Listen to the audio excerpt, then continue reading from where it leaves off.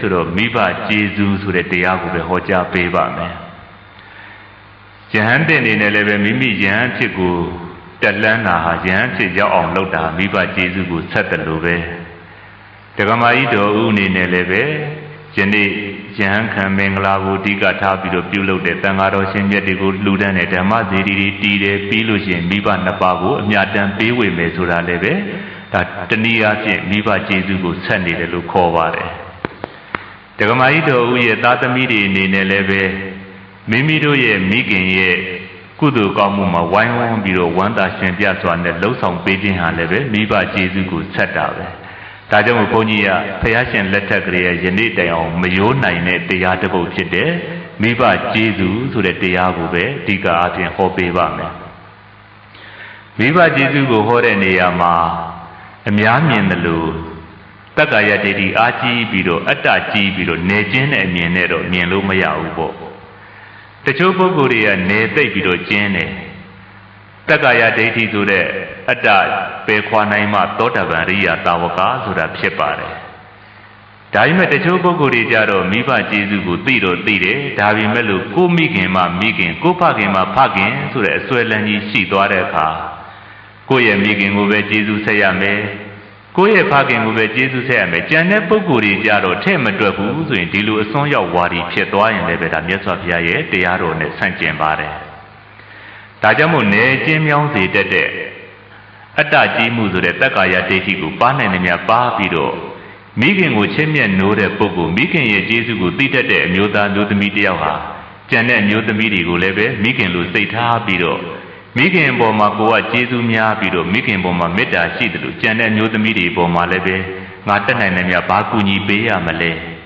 ဒုက္ခရောက်နေလို့ရှိရင်ငါဘလို့သူ့ဒုက္ခကိုကယ်တင်ကူညီနိုင်မှမလဲဆိုတဲ့ဒီလိုစိတ်တွေဝင်မှ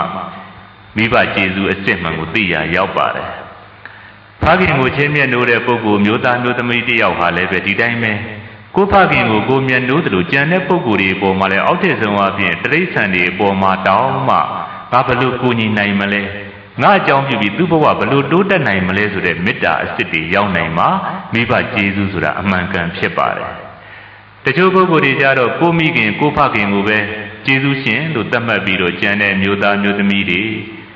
သူတို့ကြတော့နောက်ပြီးတော့အခြားတိရစ္ဆာန်တွေဒီပေါ်ဒီမောကြတော့ရိုင်းဆိုင်ပြီးတော့ယုံမှကြတယ်ဆိုရင်ဒါမိဘကျေးဇူးအစစ်မှန်သိတယ်လို့ပြောလို့မရပါဘူးဒါကြောင့်ဘုန်းကြီးကအလုံးမိဘကျေးဇူးကိုမှန်မှန်ကန်ကန်နဲ့သိတတ်စေဖို့အတွက်ကျေးဇူးဆက်နိုင်မှုအတွက်မိဘကျေးဇူးဆိုတဲ့ကောင်းစီးနဲ့ပဲယနေ့ဟောပေးပါမယ်ဒီမိဘကျေးဇူးဆိုတဲ့တရားဟာမြတ်စွာဘုရားကိုယ်တော်တိုင်လည်းပဲကျင့်သုံးခဲ့တယ်ရှင်သာရိပုတ္တရာစတဲ့ယဟန္တာသူတော်စင်ကြီးတွေလည်းပဲဒီမိဘကျေးဇူးဆက်တဲ့တရားကိုကိုယ်တိုင်လည်းပဲကျင့်သုံးခဲ့တယ်မြတ်စွာဘုရားကိုယ်တော်တိုင်ကကိုယ်တော်တိုင်ကျင့်သုံးခဲ့တယ်လို့အများတပိဝေနယတတ္တဝါတွေကိုလည်းပဲကျင့်သုံးနိုင်အောင်တရားဓမ္မတွေဟောပြခဲ့ပါတယ်ဘုန်းကြီးတို့မြတ်စွာဘုရားဖရာလောင်းဘွားမှာလည်းပဲမိဘကျေးဇူးဆက်တဲ့ဇတ်တော်တွေအများကြီးရှိပါတယ်နောက်ပြီးတော့ကိုယ်တော်တိုင်လည်းပဲဖရာဖြစ်တဲ့အခါမှာ9ဝါမြောက်မှာတုတိတနတ်ပြည်မှာနတ်သားဖြစ်နေတဲ့မေတော်မိနတ်ကို9ဝါမြောက်မှာမြတ်စွာဘုရားရှင်ကိုယ်တော်မြတ်ကတာဝရိန္ဒာမှာဝါဆိုပြီးတော့ဗိဓမ္မာ9ကျမ်းကိုဟောကြားတော်မူခဲ့ပါတယ်ဒါကိုပဲရှင်းဆရာတော်ရှင်မြတ်တွေကမေတော်မိနဲ့နှုတ်ဘိုးဆက်မိမ့်မြတ်ဗိဓမ္မာလို့မိန့်ကြားတော်မူခဲ့ပါတယ်တာဝရိန္ဒာနတ်ပြည်မှာဖရာဖြစ်ပြီး9ဝါမြောက်သွားပြီးတော့ဗိဓမ္မာတရားဟောကြားတာမိခင်ရဲ့နှုတ်ဘိုးကိုဆက်တာတဲ့မိခင်ရဲ့ကျေးဇူးကိုဆက်တာမြတ်စွာဘုရားအဲ့ဒီလိုတရားဟောလိုက်တဲ့အတွက်ဘုရားရှင်ရဲ့မေတော်ဖြစ်မှုတဲ့တန်တုတိတာနတ်သားဟာအရိယာတာဝကဖြစ်သွားခဲ့ပါတယ်နောက်ပြီးတော့ခမည်းတော်သုတ္တရဏမင်းကြီးကိုလည်းပဲမြတ်စွာဘုရားကတရားတွေတိုက်ကျွေးပြီးတော့ကျေးဇူးဆက်လိုက်တာနောက်ဆုံးယဟန္တာဖြစ်သွားခဲ့ပါတယ်အဲ့ဒါတွေဟာကျေးဇူးကိုကြည်အောင်ဆက်တယ်လို့ဒီလိုခေါ်ရပါတယ်နောက်ပြီးတော့ယဟန်တစ်ပါးဘုန်းကြီးတို့မြတ်စွာဘုရားလက်ထက်ကတထေသာယဟန်တစ်ပါးယဟန်ပြုလာတယ်မိဘနှစ်ပါးဟာသာသမီတွေမရှိတော့ပစ္စည်းတွေလူလိမ်ခံရနဲ့တိတ်ပြီးတော့ဆင်းရဲပြီးတော့တောင်းစားရတဲ့ဘဝရောက်သွားပါတယ်နောက်ဆုံးမှဒီယဟန်တော်မြတ်စွာဘုရားရဲ့တရားတော်တွေနာယူပြီးတော့သူ့ရဲ့မိဘနှစ်ပါးကိုဆုံးခံပြီးတော့ကြွေးမွေးတယ်ကျန်နာမှသူစားတယ်ပေါ့အဲ့တော့ဆုံးခံကြွေးမွေးတဲ့အခါမှာကျန်နာသူစားတဲ့အခါဒီရဲ့ယဟန်တော်တွေကသိတဲ့အခါမှာငါရှင်မြတ်စွာဘုရားကဒကာဒကမတွေတရားနဲ့လူတဲ့ပစ္စည်းကို သူတို့ရဲ့တရားတရားပြတ်အောင်မလုပ်ကောင်းမှုခုတော့တင်ရသာသနာလူတဲ့ပစ္စည်းတွေကိုမိခင်ဖခင်လူ့ကြောင့်တွေကိုသွားပေးနေတာဒါမသိတော့ပါဘူးဆိုပြီးတော့ကြည်ရန်ကိုကဲ့ရဲ့ပြီးတော့မြတ်စွာဘုရားသွားလျှောက်တယ်မြတ်စွာဘုရားသွားလျှောက်တော့မြတ်စွာဘုရားကဒီရန်ကိုမေးတယ်သင်ကလူတွေကိုလှုပ်ကြွေးတယ်ဆိုတာဘယ်သူတွေလဲဆိုတော့မိဘနှစ်ပါးတိတ်ပြီးတော့ဆင်းရဲသွားလို့တပည့်တော်ဆုံးခံပြီးတော့ကြွေးပါတယ်ဖေဟာတပည့်တော်ရခဲ့တဲ့အဝတ်ကလေးတွေလည်းပဲမိဘနှစ်ပါးကိုဆင်မြန်းပါတယ်ဆိုတော့မြတ်စွာဘုရားသာဓုသာဓုသာဓုဆိုပြီးတော့အဲ့ဒီမိဘကိုဆုံးခံကြွေးမွေးခဲ့တဲ့ရဟန်းတော်ကိုသာဓုအကျဉ်းချင်းခေါ်ခဲ့ပါတယ်ပြီးတဲ့အခါမြတ်စွာဘုရားကဗာမိန်တော်မူလဲဆိုတော့ယဟန်တဲ့အဲ့ဒီမိခင်ဖခင်ကျေးဇူးရှင်တွေကိုပြုစုလုပ်ကျွေးခြင်းဆိုတာငါဘုရားရဲ့လမ်းစဉ်ပါပဲတဲ့ရှေးသူတော်ကောင်းတွေလည်းပဲမိခင်ဖခင်ကျေးဇူးရှင်တွေကိုဒီလိုပဲပြုစုလုပ်ကျွေးခဲ့ကြတယ်လို့မြတ်စွာဘုရားကဒီယဟန်ကိုအပြစ်မတင်တဲ့အပြင်မှာသာဓုခေါ်တော်မူခဲ့ပါတယ်ဒါကြောင့်မိဘနှစ်ပါးကိုစေတနာထားပြီးတော့ပြုစုလုပ်ကျွေးကျေးဇူးဆက်တာဟာနိဗ္ဗာန်ရောက်ကြောင်းလမ်းကောင်းပဲ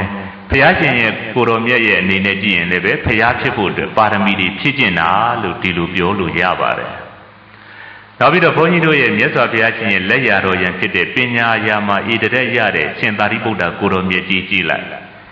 ရှင်သာရိပုတ္တကိုတော်မြတ်ကြီးပြိဋိဘံစံဃာနီးမှာဘယ်ကြွတယ်လဲဆိုတော့သူ့ရဲ့ဇာတိရွာကိုကြွပါတယ်သူ့ရဲ့ဇာတိရွာဘုန်းကြီးတို့ခုအိန္ဒိယနိုင်ငံမှာ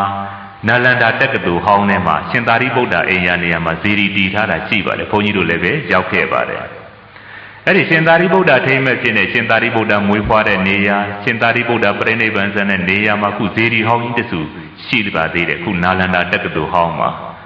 အဲ့တော့ဒီဇီရီကိုမြင်ရရင်ဘာသွားတရိယာမလဲဆိုတော့ရှင်သာရိပုတ္တကိုတော်မြတ်ကြီးဟာသူ့ရဲ့မိခင်ဖြစ်တဲ့မိစ္ဆာဒိဋ္ဌိဗုဒ္ဓဘာသာဝင်မဟုတ်တဲ့မိခင်ကြီးကိုကျေးဇူးဆက်မယ်ဆိုပြီးတော့ပြိဋိဘံစံဃာနီးမှာယောဂါတွေရနေတဲ့ကြားထဲကနေသူ့ရဲ့မိခင်ကိုလာပြီးတော့တရားဟောတရားပြပြီးတော့ကျေးဇူးဆက်သွားပါတယ်ဒါကြောင့်မြတ်စွာဘုရားကိုတော်တိုင်းလည်းပဲကျေးဇူးဆက်ခဲ့တယ်အလောင်းတော်ဘဝမှာလည်းပဲကျေးဇူးဆက်ခဲ့တယ်မိဘတွေကိုဆုံးခံကြွေးတဲ့ယဟန်တော်တွေကိုလည်းပဲမြတ်စွာဘုရားဒါသူတော်ကောင်းလမ်းစဉ်ဆိုပြီးတော့သာဓုချင်းချင်းခေါ်ခဲ့ပါတယ်ရှင်သာရိပုတ္တကိုတော်မြတ်ကြီးလည်းပဲသူ့ရဲ့မိစ္ဆာဒိဋ္ဌိဖြစ်နေတဲ့မိခင်ကြီးကိုလမ်းမှန်ရောက်အောင်တရားမှန်နေရအောင်ဆိုပြီးတော့သူ့ရဲ့မွေးဖွားခဲ့တဲ့တိုက်ခန်းမှာလာပြီးတော့မိခင်ရဲ့ကျေးဇူးကိုဆက်ပြီးတော့နောက်ဆုံးပြိဋိဘံစံသွားခဲ့ပါတယ်အဲ့ဒီဇေဒီနေရာယခုချိန်ထိအိန္ဒိယပြည်နယ်မှာရှိပါသေးတယ်အိန္ဒိယပြည်မှာဘုန်းကြီးတို့ဘီဟာပြည်နယ်မှာနာလန္ဒာတက္ကသိုလ်ဟောင်းနေရာမှာရှင်သာရိပုတ္တထိမ့်မှတ်လှုပ်ထားတဲ့ဇေဒီဟာခုချိန်ထိတွေ့မြင်ရပါတယ်ဒါကိုမြင်လို့ရှိရင်ဘာဖြစ်မလဲဘုန်းကြီးတို့ဗုဒ္ဓဘာသာဝင်တွေဟာရှင်သာရိပုတ္တတောင်ယဟန္တာကြီးဖြစ်နေတာတောင်မိခင်ရဲ့ကျေးဇူးကိုဆက်ခဲ့ပါလားဆိုပြီးရှင်သာရိပုတ္တကိုပို့ပြီးတော့ကြည်ညိုလို့ရပါတယ်ဒါကြောင့်မို့ဘုန်းကြီးကယနေ့လည်းပဲဒီမယိုးနိုင်တဲ့လွန်ခဲ့တဲ့နှစ်ပေါင်းများစွာကလေးကမယိုးနိုင်ခဲ့တဲ့မိဘကျေးဇူးဆိုတဲ့တရားကိုယနေ့ဒကမာကြီးတော်ဦးရဲ့ယဟန်ကံမင်္ဂလာမှာဘုန်းကြီးကဓမ္မဒါနအဖြစ်နဲ့တရားလူနေနဲ့ပြန်ပြီးတော့ကျေးဇူးတုံ့ပြန်ဆက်ပေးပါမယ်အဲ့တော့ဆက်တဲ့နေရာမှာမြတ်စွာဘုရားရှင်ကိုယ်တော်တိုင်ဟောကြားခဲ့တဲ့တရားနောက်ပြီးတော့လွန်ခဲ့တဲ့နှစ်ပေါင်း900ခန့်တုန်းကဖြစ်ပျက်ခဲ့တဲ့ဘုန်းကြီးတို့ရဲ့မြန်မာနိုင်ငံမှာအင်မတန်ဂုဏ်ယူစရာကောင်းတဲ့ရာဇကုမာရရဲ့မိခင်ရဲ့ကျေးဇူးဖခင်ရဲ့ကျေးဇူးကိုသိတဲ့နေရာမှာသူသဖြင့်ဖခင်ကျန်စစ်သားမင်းကြီးရဲ့ကျေးဇူးတွေကိုဆက်ခဲ့တဲ့ဒီဇလန်းလေးကိုလည်းပဲနည်းနည်းလေးပြောပြပါမယ်ဒါမှဘုန်းကြီးတို့အိန္ဒိယရောက်တဲ့အခါမှာရှင်သာရိပုတ္တမိခင်ကိုကျေးဇူးဆက်ခဲ့တဲ့နေရာမှာဇေဒီတွေမြန်မာနိုင်ငံမှာလည်းပဲလွန်ခဲ့တဲ့နှစ်ပေါင်း900ခန့်ကကျန်စစ်သားမင်းကြီးနဲ့တန်ပူလမိဖုရားရဲ့သားတော်ဖြစ်တဲ့ရာဇကုမာရဟာသူ့ရဲ့ဖခင်ကျန်စစ်သားမင်းကြီးဆုံးမနီမှာကျေးဇူးပြုခဲ့တဲ့ဘုန်းကြီးတို့ကိုပြောက်ကြီးဇေဒီဆိုတာမြင်းကဘာရေရွာရဲ့မြောက်ဖက်နှမ်းမှာရှိပါတယ်အဲ့တော့ဒီဇေဒီတွေကိုမြင်လို့ရှိရင်ဘုန်းကြီးတို့ဗုဒ္ဓဘာသာဝင်တွေဟာငါတို့ရဲ့ရှေးစဉ်ပေါင်ဆက်ဖြစ်တဲ့သူတော်ကောင်းတွေကမိဘကျေးဇူးကိုသိသိခဲ့ပါလားဆိုပြီးတော့ဒါမျိုးလေးပဲမိမိတို့ကြည်ညိုလို့ရတယ်ကြည်ညိုပြီးတော့ကိုယ်တိုင်လည်းပဲအတူယူလို့ရတယ်အတူလူယူလို့ရတယ်လို့ကိုယ့်ရဲ့မိခင်အပေါ်မှာကိုကနေမေတ္တာစိတ်ထားနိုင်တယ်လို့မိခင်နဲ့လားတူတဲ့မျိုးသမီးတွေအပေါ်မှာလည်းပဲတွေ့ရင်မစော်ကားပဲနဲ့ငါဘလို့ကူညီပေးနိုင်မလဲမိခင်ကိုင်းဝင်မျိုးသမီးတွေဆိုပြီးတော့မေတ္တာတက်တွေဖြန့်နိုင်မယ်ဆိုရင်ဘုန်းကြီးတို့ဒီမိဘကျေးဇူးဆိုတဲ့တရားကိုနာယာကျိုးနှက်ပါတယ်ဖခင်ရဲ့ကျေးဇူးကိုသိတယ်လို့အခြားသောမျိုးသားတွေပေါ်မှာလည်းပဲမေတ္တာတရားတွေထားနိုင်ပြီဆိုရင်အဲ့ဒီပါရမီတွေတဖြည်းဖြည်းမြင့်ပြီးတော့နောက်ဆုံးမှာနိဗ္ဗာန်ထိရောက်သွားနိုင်ပါတယ်ဒါကြောင့်မို့ဘုန်းကြီးကမိဘကျေးဇူးဆိုတဲ့တရားကိုဟောပေးပါမယ်လွန်ခဲ့တဲ့2500ကျော်တုန်းကမြတ်စွာဘုရားရှင်ကိုတော်မြတ်ကတဏှိတော်အခါမှာယဟန်တော်တွေကိုမိဘကျေးဇူးနဲ့ဆက်ပြီးတော့တရားတစ်ပုဒ်ဟောခဲ့ပါတယ်ဘယ်လိုဟောခဲ့တယ်လဲဆိုတော့ဒွိဏံဘိကဝေနသုပ္ပတိကာရံဝရာမိ ကတမေတံဒွိနံမာတုစပိတုစာဘေကဝေမဂ္ဂုနိဗ္ဗာန်လိုလားမြို့သားမြို့သမီးတို့ဒွိနံနှစ်ဦးနှစ်ယောက်သောပုဂ္ဂိုလ်တို့ကိုနာတုပတိကာရံလွယ်ကူစွာကျေးဇူးမဆက်နိုင်ဟု၍ဝရာဟံငါဘုရားသည်ဝရာမိဟောတော်မူ၏ကတမေတံဒွိနံဘေနှစ်ဦးနှစ်ယောက်သောပုဂ္ဂိုလ်တို့ကိုနာတုပတိကာရံလွယ်ကူစွာကျေးဇူးမဆက်နိုင်ဟု၍ဝရာမိဟောတော်မူသည်။မာတုဇမိခင်ကို၎င်းပိတုဇဖခင်ကို၎င်းနာတုပတိကာရံလွယ်ကူစွာကျေးဇူးမဆက်နိုင်ဟု၍အဟံငါဘုရားသည်ဝရာမိဟောတော်မူ၏ဣတိသို့ဘဂဝါသုံးလောကဒုရရှင်တော်မြတ်ဘုရားသည်အဝေါဇာကရုဏာရှိသောပညာအဖြင့်ဟောကြားတော်မူခဲ့ပါပေတည်း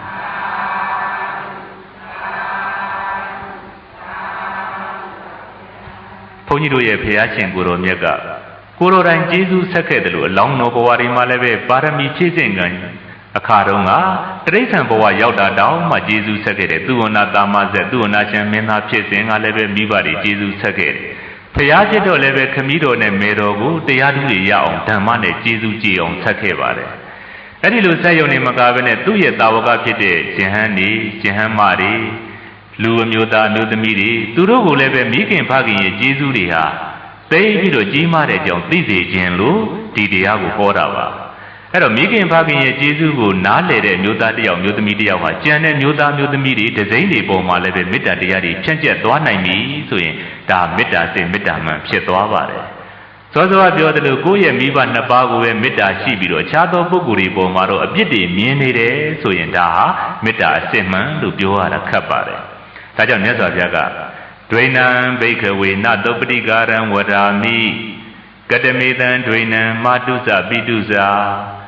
ယဟန်တို့တဲ့မဂ္ဂုနိဗ္ဗာန်လိုလားမြို့သားမြို့သမီးတို့လောကမှာပုဂ္ဂိုလ်နှစ်ယောက်ရှိတယ်တဲ့အဲ့ဒီပုဂ္ဂိုလ်နှစ်ယောက်ပေါ်မှာကျေးဇူးလွယ်ကူစွာကျေးဇူးတုံ့ပြန်နိုင်တယ်ကျေးဇူးဆက်နိုင်တယ်ကျေးဇူးဆက်ရတာလွယ်တယ်လို့ငါဖះဘယ်တော့မှမဟောခဲ့ပါဘူးတဲ့အဲ့နှစ်ယောက်ကဘယ်သူလဲဆိုတော့ကျေးဇူးရှင်မိခင်နဲ့ကျေးဇူးရှင်ဖခင်ဒီပုဂ္ဂိုလ်နှစ်ယောက်ပေါ်မှာငါဖះကလွယ်လွယ်လေးနဲ့ကျေးဇူးဆက်နိုင်တယ်လို့ငါဖះဘယ်တော့မှမဟောပါဘူးဆိုပြီးတော့မြတ်စွာဘုရားကတရားကိုစပြီးတော့အနုတ္တန်တွေတည်လိုက်ပါတယ်နောက်ပြီးတော့မြတ်စွာဘုရားကကျေးဇူးဆက်တဲ့နေရာမှာလည်းပဲအပိုင်းပိုင်းတွေခွဲပြီးတော့မိန့်တော်မူပါတယ်အဲ့ဒီတည်းမှာပထမဆုံးမိန့်တာဘယ်လိုလဲဆိုတော့ဧကေနဘိက္ခဝေအန္တေနမာတရံပရိဟရေယဧကေနအန္တေနပိတရံပရိဟရေယဝတ္တတတာယုကိုဝတ္တတတဇီဝီဘိက္ခဝေမဂ္ဂုနိဗ္ဗာန်လိုလားမြို့သားမြို့သမီးတို့ဝတ္တတတာယုကိုနှစ်တရာတက်တန်းရှိသည်နှစ်တရာတက်တန်းရှိသောကာလ၌ဖွားမြင်သည်ဟုတ်တော်ဖြစ်၍ဝတ္တတတဇီဝီနှစ်တရာကာလပတ်လုံးအသက်ရှိရှိတည်နေလျက်ဧကေနတပတ်သောအန္တေနလက်ရပကုံးဖြင့်မာတရံမိခင်ကိုထပိတဝါတင်၍ပရိဟရိယာပြုစုဆောင်ရှောက်ညာအံဧကေနတပတ်သောအန္တေနလက်ဝဲပကုံးဖြင့်ပိတရံဖခင်ကိုထပိတဝါတင်၍ပရိဟရိယာပြုစုဆောင်ရှောက်ညာအံယဟန်တို့တဲ့မျိုးသားတယောက်မျိုးသမီးတယောက်ကမိခင်ရဲ့ဖခင်ရဲ့ကျေးဇူးတွေဟာများလာကြည်ရဲ့ဆိုပြီးတော့တဲ့သူကနှစ်တရာတက်တန်းမှာလူလာပြီးတော့ဖြစ်တယ်တက်တန်းကလည်းပဲနှစ်တရာတက်တန်းရှိတယ်သူကိုယ်တိုင်ကလည်းပဲကံကောင်းထောက်မှတော့နှစ်တရာကာလပတ်လုံးအသက်ရှိတယ်ဆိုကြပါစို့တဲ့အဲ့တော့ဒီလိုနှစ်တရာတက်တန်းရှိတဲ့မျိုးသားမျိုးသမီးတွေဟာနှစ်တရာတက်တန်းမှာမွေးဖွားပြီးတော့နှစ်တရာလုံးကံအားလျော်စွာအသက်တွေရှည်ပြီးတော့မိခင်ဖခင်ကျေးဇူးကိုငါကြည်အောင်ဆက်မယ်ဆိုပြီးတော့မိခင်ကိုလက်ရပခုံးဘက်မှာတင်လိုက်တယ်တဲ့ဖခင်ကိုလည်းပဲလက်ဝဲပခုံးဘက်မှာတင်လိုက်တယ်တဲ့တင်ပြီးတော့ဘာလုပ်လဲပြုစုစောင့်ရှောက်တော့တာပဲတဲ့ဘလို့ပြုစုစောင့်ရှောက်တာတုံးဆိုတော့သောဇာနေတံဥစ္စာဒနပရိမတနာနာပနတံဘာဟနေနာသာထုံညသာမကာတိသောထုသာသမိတိနေတံထုမိခင်ဖခင်ကျေးဇူးရှင်တို့အားဥစ္စာဒနပရိမတနာနာပနတံဘာဟနေနာအမွေနန္တာတို့ဖြင့်လိမ့်ကြံချဲလဲပေးခြင်းလက်ချေတို့ကိုစုံနေပေးခြင်းရေနွေးရေအေးဖြင့်ရေချိုးပေးခြင်းလက်ချေတို့ကိုဆန့်တန်းပေးခြင်းဖြင့်ဥပဋ္ဌာဏံပြုစုလို့ကျွေးခြင်းကိုကရေယပြုညာအံတဲ့အဲ့ဒီလိုနှစ်တရာပတ်လုံးမိခင်ကိုလက်ရလက်ပခုံးတက်မှာတင်းတယ်ဖခင်ကိုလက်ဝဲဘက်ပခုံးတက်မှာတင်းတယ်တဲ့တင်းပြီးတော့ဘာလုပ်လဲဆိုတော့မိခင်ဖခင်ကိုပြုစုလိုက်တာတဲ့ဘယ်လိုပြုစုလဲတခါတရံတဏ္ဍခါလိမ့်ခြင်းမှာတဏ္ဍခါတွေသွေးပေးနန္တာတွေနဲ့ခြေထောက်တွေပါတွေလိမ့်ပေးတယ်တဲ့ နောက်ပြီးတော့ပရိမတ္တနာလက်ခြေတွေဘာတွေကိုညာအခါမှာဖြစ်ဖြစ်ညောင်းညာတဲ့အခါမှာဖြစ်ဖြစ်ဆုံးနေပြီးတော့နှိမ့်နေပေးတယ်တဲ့နောက်ပြီးတော့နှာပနဆောင်းတွင်မှာဆိုလို့ရှိရင်ရေနွေးလေးတွေနဲ့ရေချိုးပေးတယ်နွေတွင်မှာဆိုလို့ရှိရင်လည်းပဲဘုန်းကြီးတို့ရေအေးလေးတွေနဲ့ရေချိုးပေးတယ်နောက်ပြီးတော့ဘာလုပ်လဲဆိုဥဇာဒနာပရိမတ္တနာနာပနတံပါဟနေနာတဲ့တံပါဟနာဆိုတာအညောင်းညာတွေပြေအောင်ဆန့်တန်းပေးတယ်လမ်းလျှောက်ခြင်းတဲ့အခါမှာတွဲပြီးတော့လမ်းလျှောက်ပေးတယ်အဲ့တော့အနှစ်တရာပတ်လုံးမိခင်ကိုအောက်မဆင်းတိုင်းမဲ့နဲ့လက်ရဘက်ပကုံးတက်တင်ဖခင်ကိုလက်ဝဲဘက်ပကုံးတက်တင်ပြီးတော့အနှစ်တရာပတ်လုံးဒီလိုနည်းနဲ့ပြုစုတယ်တဲ့ဒါဘုန်းကြီးတို့ပရိကပ္ပစကားပါကြံစပြောတာပါမိခင်ဖခင်ကိုကျေးဇူးဆက်ခြင်းတဲ့ပုဂ္ဂိုလ်ကဘယ်သူမှလည်းပဲပကုံးတက်မှာမတင်ပါဘူးအိမ်လေးကောင်းကောင်းလေးတွေဆောက်ပေးပြီးတော့အစာလေးတွေကောင်းကောင်းကျွေးပြီးတော့ဒီလိုပဲပြုစုမှတတ်တာရပါတယ်ဒါပေမဲ့မြတ်စွာဘုရားကဒါကျေးဇူးဆက်ခြင်းတယ်ဆိုတာကိုသရုပ်ပေါ်အောင်ဒါကြံစပြီးတော့မြတ်စွာဘုရားကမိန့်တော်မူတဲ့စကားဖြစ်ပါတယ်ဘုန်းကြီးတို့လည်းပဲတခါတရံဒီလိုစကားလေးတွေပြောတတ်ပါတယ်ဥပမာအဖြစ်အမျိုးသမီးတယောက်စကားသိမ့်များတယ်ဆိုလို့ရှိရင်နင်စကားများပုံကလည်းဟောဒီကြောင်ကြီးဟောဒီအိမ်ကြီးရတဲ့စကားပြောတတ်ရင်တော့နားဥလိုက်တာလို့ထပြောမှာအဲ့လောက်ထိနင်စကားပြောတာပဲဆိုပြီးတော့စကားပြောတဲ့အမျိုးသမီးတယောက်မျိုးသားတယောက်ကိုစကားများတာကိုပေါ်လွင်စေခြင်းလို့ရှိရင်ဟောဒီကြောင်ကြီးဟောဒီအိမ်ကစကားပြောတတ်ရင်နင်ပြောတဲ့စကားတွေနားဥလာပါရဲ့လို့ထပြောကောင်းပြောမယ်ဆိုပြီးတော့ကြံစပြီးတော့ပြောတယ်လို့ပဲခုလည်းပဲမြတ်စွာဘုရားကတကယ်တော့ဘယ်သားသမီးရမှမိခင်ဖခင်ကိုလက်ဝဲဘက်လက်ရဘက်မတင်ပါဘူးဒါတင်စားပြီးတော့ကျေးဇူးသိလွန်းတဲ့စိတ်တက်ကိုပေါ်လွင်အောင်မြတ်စွာဘုရားကဟောကြားပေးတယ်လို့ဒါသဘောပေါက်စေခြင်းပါတယ်ဒါကြောင့်မြတ်စွာဘုရားကအဲ့ဒီလိုနှစ်တရာကာလကြာအောင်သိပြီးတော့ကျေးဇူးဆက်မယ်ဆိုပြီးတော့ပြုစုလုပ်ကြွေးတယ်အမွေနတ်သားတွေနဲ့လိန်ကြံပေးတယ်တဏှာတွေသွေးပေးတယ်ရေရေနွေးနဲ့ရေချိုးပေးတယ်လက်ချေတွေနှိပ်ပေးတယ်အညောင်းဆန်ပေးတယ်လမ်းလျှောက်ပေးတယ်ဒါမျိုးနဲ့ပြုစုတယ်ဒီလောက်တင်လားဆိုတော့မကသေးဘူးတဲ့တေဇာတတေဝမုဒ္ဒကရိတံစစေယုသာထုမြတာမကသေးဒီထုမိဘနှစ်ပါးတို့သည်တတေဝထိုသားသမီးရဲ့ပကုံးနှစ်ဖက်ပေါ်၌ပင်မုဒ္ဒကရိတံကျင်ငယ်ချင်းကြီးကိုစစေယုစွန့်ကုန်ညာအံတဲ့ဒီလောက်တင်မကသေးဘူးတဲ့နင့်နာခံကျင်ပါတယ်ဆိုလို့သားသမီးဟာဘာလုပ်တယ်လဲမိခင်ဖခင်ကိုအောက်မချင်းတိုင်းမနဲ့ကိုယ့်ရဲ့ပခုံးပေါ်မှာပဲကျင်ကြီးငယ်စွန့်ပါဆိုပြီးပြောတယ်ဆိုအောင်တော့တဲ့စွန့်ခိုင်းအောင်တော့တဲ့ဒါလည်းပဲကြံစပြောတဲ့စကားပါအဲ့ဒီလိုလုပ်တော့ကျေးဇူးတွေကျေသလားဆိုတော့မေးတော့မြတ်စွာဘုရားကနတ်တွေဝါဘေကဝေမာတာပိတုနံကတံဝါဟောတိပတိကတံဝါဘေကဝေမဘုန်နိဗ္ဗာန်လိုလားမြို့သားမြို့သမီးတို့မာတာပိတုနံမိဘတို့ဟာဒေဝံမိဤများလောက်ပြုစုလုပ်ကြွေးပါတော့လေမာတာပိတုနံမိဘတို့ဟာကတံဝါကျေးဇူးဆက်သည်တော်၎င်းပฏิကတံဝါတုံပြန်၍ကျေးဇူးဆက်သည်တော်၎င်းနတ်တွေဝါဟောတိမဖြစ်နိုင်သေးသည်သာတဲ့ဒါလောက်ကလေးနဲ့ကျေးဇူးဆက်တယ်ကျေးဇူးကြည်တယ်လို့ငါဘုရားမဟောပါဘူးငါဘုရားသဗ္ဗညုတဉာဏ်သူများတဲ့သိပြီးတော့မြင်မာတဲ့မြတ်စွာဘုရားဉာဏ်တော်ဤပိုင်ဆိုင်ပါတယ်ဘုန်းကြီးတို့သိတဲ့သိဉာဏ်ဆိုတာမြတ်စွာဘုရားရဲ့သိဉာဏ်နဲ့စာရင်ဘာမှမရှိပါဘူးအဲ့ဒီလိုသဗ္ဗညုတဉာဏ်ဤနဲ့ကြည့်ပြီးတော့မိခင်ကိုလက်ရဘက်ပခုံးတက်ဖခင်ကိုလက်ဝဲဘက်ပခုံးတက်တင်ပြီးတော့တဲ့နှစ်တရာတက်တန်းရှိတယ်ကိုယ်ကလည်းပဲကံအားလျော်ဆိုတာနှစ်တရာတက်တန်းလုံးအသက်စိတ်နေရတယ်အဲ့ဒီအချိန်မှာမိခင်ဖခင်ကိုတက်နိုင်တဲ့မြရေမွေးရေပူချိုးပေးတာတွေနန်းသားလိမ်ပေးတာတွေအစာတောက်တွေပြုစုတာတွေလက်ချေတွေစုံနေပေးတာတွေလမ်းလျှောက်ပေးတာတွေနောက်ဆုံးမှာကိုယ့်ရဲ့ပခုံးတက်မှာပဲကျင်ကြီးကျင်ငယ်စွန့်ခိုင်းတာတွေပြုလုပ်စေအောင်တော့တဲ့ကျေးဇူးမကြေပါဘူးတဲ့တော့မြတ်စွာဘုရားကဆက်ပြီးတော့ဟောပါသေးတယ်ဣမိန်သာသဘိက္ခဝေမာပတဝိယဘဟုဒရတ္တရတနာယမာတာပိတရောဣတရာဒီပိစေရိစေပရိဋ္ဌာပေယနတ်တွေဝဘိက္ခဝေမာတာပိတုနံကတံဝါဟောတိပတိကတံဝါတဲ့ယဟန်တို့တဲ့ဒါရင်မကသေးဘူးတဲ့မျိုးသားတယောက်မျိုးသမီးတယောက်ဟာဟောဒီမြေပြင်မှာသိပြီးတော့နှစ်သက်စရာကောင်းတဲ့ဆွဲလန်းစရာကောင်းတဲ့ယရဏ9ပါးနဲ့ပြည့်စုံတဲ့ဟောဒီမြေတမြေပြင်လုံးတစ်ကမ္ဘာလုံးကိုစိုးရတဲ့စัจ java ဝိမင်းကြီးဖြစ်တယ်ဆိုကြပါစို့တဲ့ဘုန်းကြီးတို့ခုခေတ်မှာဝန်ကြီးချုပ်သမတဆိုတာတစ်ကမ္ဘာလုံးကိုမစိုးရပါဘူးအစိုးလည်းပဲမရပါဘူးသူ့ရဲ့ဆိုင်ရာနိုင်ငံလေးတွေပဲအုပ်ချုပ်ရပါတယ်တကယ်လို့သားသမီးဖြစ်တဲ့ပုဂ္ဂိုလ်ဟာဟောဒီတမြေပြင်လုံးကိုစိုးရတဲ့စัจ java ဝိမင်းကြီးဖြစ်တယ်ဆိုကြပါစို့တဲ့အဲ့ဒီစัจ java ဝိမင်းစည်းစိမ်ကြီးကိုမိဘကိုပေးဖို့နဲ့ကျေးဇူးဆက်မယ်ဆိုပြီးတော့ခုဆိုရင်လည်းသားသမီးတွေကကိုချမ်းသာတဲ့စည်းစိမ်ကြီးကားတွေတိုက်တွေနဲ့အလုံးမိဘကိုပုံပေးလိုက်အောင်တဲ့ကျေးဇူးကြည်ပြီလားဆိုတော့ဧဝံဘိဤများလောက်ဘိက္ခဝေမဘုနိဗ္ဗာန်လိုလားမြို့သားမြို့သမီးတို့ဧဝံဘိဤများလောက်မိမိမှာရှိတဲ့စည်းစိမ်တွေကိုပုံ၍ပေးပါတော်လေမာတာပိတုနံမိဘတို့ဟာကတံဝါကျေးဇူးဆက်သည်တော်၎င်း ပฏิကတံဝါတုံပြန်၍ကျေစုဆက်သည်တော်၎င်းနတ်တွေဝါဟောတိမဖြစ်နိုင်သေးသည်သာဣတိတို့ဘဂဝါသုံးလောကဒုဒ္ဒရှင်တော်မြတ်ဖျားသည်အဝေါစာကရုဏာရှိသောပညာအဖြင့်ဟောကြားတော်မူခဲ့ပါ၏တည်း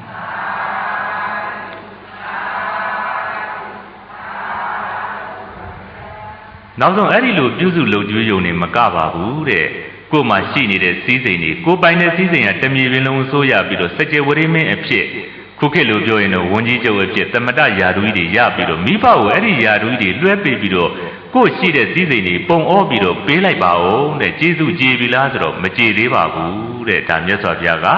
ဘုန်းကြီးတို့သဗ္ဗညုတဉာဏ်တော်ကြီးနဲ့ကြည်ပြီးတော့ဟောတာပါမိဘရဲ့ကျေးဇူးသိများတယ်ဆိုတာသိစေခြင်းလုံးလို့မြတ်စွာဘုရားကိုယ်တော်တိုင်းလည်းပဲကျေးဇူးဆက်ခဲ့ပါတယ်မြတ်စွာဘုရားကတော့တရားတွေဟောပြီးတော့တရားထုတွေရအောင်လုပ်ပေးပြီးတော့သူ့ရဲ့မိခင်ဖခင်ရဲ့ကျေးဇူးတွေကိုကြည်အောင်ဆက်နိုင်ခဲ့ပါတယ်ဘုန်းကြီးတို့ဘုရုဇင်လူသားတွေကြတော့တတ်နိုင်တဲ့မြတ်စီစိန်တွေပုံပေးဘလောက်ပဲပြုစုမိခင်ဖခင်ရဲ့ကျေးဇူးတွေဟာမကုံနိုင်ပွဲရမရှိပါဘူးတဲ့ဘာဖြစ်လို့လဲလို့မေးလို့ရှိရင်မြတ်စွာဘုရားကဆက်ပြီးတော့ဟောတယ်တံကိတဟေတုဘုကာရဘိကဝေမာတာပိတရောဗုဒ္ဓနံအာပါဒကပောတကဣမတလောကတဓတေတာရာတဲ့ယဟန်တို့တဲ့ဘာဖြစ်လို့ကျေးဇူးတွေမကြေတာတုံးလို့မေးလို့ရှိရင်မာတာပိတရောမိခင်ဖခင်တို့သည်ဗုဒ္ဓနံသာသမီတို့ဟာဘဟုကာရာကျေးဇူးတွေများလာပေကုန်၏တဲ့ကျေးဇူးတွေကသိပ်များလွန်းနေတဲ့များလွန်းလို့ကိုမကြေတာတဲ့ဘလို့များတာလဲမေးရင်ဗုဒ္ဓနံသာသမီတို့ကိုအာပါရကကြီးပွားခြင်းတို့ရောက်စေတတ်ကုန်၏တဲ့နံပါတ်1ချက်ကသာသမီတွေအသက်ရွယ်တွေရပြီးတော့ကိုလက်ကိုချေနဲ့ရက်တည်နိုင်အောင်ထိကျွေးမွေးပြီးတော့ပြုစုခဲ့ရတာသိပြီးတော့ကျေးဇူးများလွန်းနေတဲ့ဘုန်းကြီးတို့နည်းနည်းလေးစဉ်းစားကြည့်ပေါ့ကို့မှာသာသမီမရှိဘူးဆိုရင်လည်းပဲသာသမီတစ်ယောက်လောက်ကိုမွေးကစားကလေးလေးတစ်ယောက်လောက်မွေးစားကြည့်လိုက်ပေါ့ဒီမွေးကစားကလေးလေးကိုဘုန်းကြီးတို့အသက်50နှစ်ရောက်အောင်ပြုစုရတယ်ဒီတဲ့တိုးလို့ရှိရင်အရွယ်ရောက်တဲ့အထိပြုစုကြည့်လိုက်အစားလည်းပဲပြတ်တာပဲအိတ်ကလည်းပဲပြတ်တာပဲကျမ်းမာရေးအတွက်စိတ်တွေကလည်းပူလောင်မှုတွေနဲ့တဲပြီးတော့ဒုက္ခတွေများလွန်းပါတယ်အစားတော့ပြည့်ရုံနဲ့မကဘဲနဲ့စိတ်ပူပန်မှုတွေနဲ့ဒီလိုကြီးပွားအောင်အသက်ရှင်အောင်လုပ်ပေးရတယ်ဆိုတာသိပြီးတော့ခဲရင်းနေတဲ့တာမညလူလုံမပေးနိုင်ဘူးတဲ့ကိုယ့်ရဲ့သားသမီးမှုလို့လုပ်ပေးကြတာတဲ့ဒါကြောင့်မို့အဲ့ဒီလိုကြီးပွားခြင်းတို့ရောက်အောင်လုပ်ပေးရတာလည်းပဲသိပြီးတော့ဒုက္ခတွေများတယ်အဲ့ဒါကြောင့်မို့လည်းပဲမိခင်ဖခင်တွေကကျေးဇူးများတာပါတဲ့နောက်တစ်ချက်ကပောတကနိုးကြိုတိုက်ကျွေးမွေးမြူကြကုန်၏တဲ့အစာရည်စားတွေလည်းပဲပေးတယ်နိုးတွေလည်းပဲတိုက်ကျွေးတယ်တက်ကြီးဖို့ရောက်လာအောင်အလိမ္မာရေးချရှိအောင်စပြီးတော့အင်မတန်မှဒုက္ခဆင်းရဲတွေခံပြီးတော့မိဘတွေကပြုစုကြတာပါတဲ့နောက်ပြီးတော့ဘာဖြစ်သေးလဲဆိုတော့ဣမတလောကတဓတေတာရောတဲ့ဒီလောကကြီးထဲမှာဖြစ်နေတဲ့အကောင်းဆိုးတွေကိုလည်းပဲပထမဆုံးသင်ပြတဲ့လက်ဦးဆရာတွေဖြစ်တယ်တဲ့ဘုန်းကြီးတို့ကျောင်းဆရာမဆိုတာလက်ဦးဆရာမဟုတ်ပါဘူးနောက်မှတွေ့ရတဲ့ဆရာသမားပါမိဘတွေကဘုန်းကြီးတို့ရှေးဥစွာတွေ့ရတဲ့ဆရာသမားစစ်တွေတဲ့ဘာဖြစ်လို့လဲဆိုတော့ကလေးလေးစကားပြောတတ်ပြီဆိုရင်ဒါကအဖေခေါ်တယ်ဒါကအမေခေါ်တယ်ဖရာတရားတန်ခါကိုဒီလိုဝစ်ချရတယ်စကားပြောတဲ့ကဘယ်လိုမပြောရဘူးအစဆုံးသင်ပေးရတာမိဘတွေကသင်ပေးရတာပါတဲ့ဆရာမတွေသင်ပေးရတယ်ဆိုတာအသက်ကလေးတွေကြီးလာမှသင်ပေးရတာဒါကြောင့်မို့လက်ဦးဆရာလည်းပဲမြည်ပါတယ်တဲ့အဲ့ဒီလိုသင်ပြတယ်အဲ့ဒီလိုကျွေးမွေးတယ်အဲ့ဒီလိုကလေးကနေပြီးတော့ကြီးပွားအောင်လှုပ်လာတဲ့သားသမီးတွေကိုလှုပ်ပေးရတဲ့ကျေးဇူးတွေဟာမကုန်ခန်းနိုင်ဘူးယဟန်တို့တဲ့ဒါကြောင့်မို့မိဘရဲ့ကျေးဇူးဟာအဲ့ဒီလိုခြေစုပ်လက်နယ်လေးတွေပြုပေးတယ်ရေမိုးချိုပေးတယ်အစားအသောက်ပေးတယ်နောက်ဆုံးဖြစ်နိုင်လို့ချင်းကိုယ်မှာရှိတဲ့စည်းစိမ်တွေတိုက်တွေကားတွေကိုပုံပေးလိုက်အောင်ကျေးဇူးဆိုတာမကျေနိုင်ပါဘူးလို့မြတ်စွာဘုရားကမိန့်ကြားတော်မူခဲ့ပါတယ်အဲ့တော့ဘုန်းကြီးတို့ဒီကျေးဇူးသိတာလေးနဲ့ဆက်ပြီးတော့ဇာတတမင်းရဲ့အကြောင်းလေးကိုကြည့်လိုက်ပေါ့ဇာတတမင်းကရှင်ဘုရင်ဖြစ်ကျင်လွန်းလို့ဆရာပေါင်းမှားသွားပါတယ်ရှင်ဒေဝရတ်ကိုသွားပြီးတော့ဆရာလှုပ်လိုက်တယ်ဆရာလို့တော့ရှင်ဒေဝရတ်ကလည်းပဲနီလန်းနေပေးလိုက်တယ်မင်းအဖေသက်ပြီးတော့ဖခင်ကြီးကိုသက်ပြီးတော့ရှင်ဘုရင်လို့တို့ခေတ်ကတက်တန်းတွေတိုးလာပြီးတော့ကြမင်းရှင်ဘုရင်မဖြစ်လိုက်ရပဲနေလိမ့်မယ်မင်းရဲ့ခမည်းတော်ရဲ့အသက်ကသိပ်ရှည်တယ်ငါလည်းပဲမြတ်စွာဘုရားကိုလှုပ်ကြံပြီးတော့ဖျားလှုပ်မယ်ဆိုပြီးတော့ရှင်ဒေဝရတ်ကမြောက်ပေးလိုက်တော့ဇာတတမင်းကလည်းပဲရှင်ဒေဝရတ်ပေါ်မှာသိပြီးတော့ယုံကြည်မှုအားကောင်းတယ်ဆရာသမားပေါင်းမှားနေတော့ဘာလုပ်လိုက်လဲခမည်းတော်ကြီးကိုလှုပ်ကြံလိုက်တယ်အဲ့တော့ခမည်းတော်ကြီးကိုလှုပ်ကြံပြီးတဲ့အချိန်မှာသူ့ရဲ့သားတော်လေးမွေးတယ်ဆိုတဲ့သတင်းလည်းပဲဇာတတမင်းစီရောက်လာခဲ့ပါတယ် ဇာတသမင်းစီသားတော်လေးမွေးတယ်ဆိုတဲ့သတင်းရောက်လာတဲ့အခါမှာဇာတသမင်းကသူ့သားလေးကိုတိတ်ပြီးတော့ချစ်မြတ်လို့တဲ့သားဆိုတဲ့အတန်ကြားလိုက်တာနဲ့နှလုံးထဲမှာတိတ်ပြီးတော့ချမ်းမြေသွားတော့ကိုချင်းစာတက်သွားတယ်။အော်ငါရဲ့ခမီးတော်ကြီးကလည်းပဲ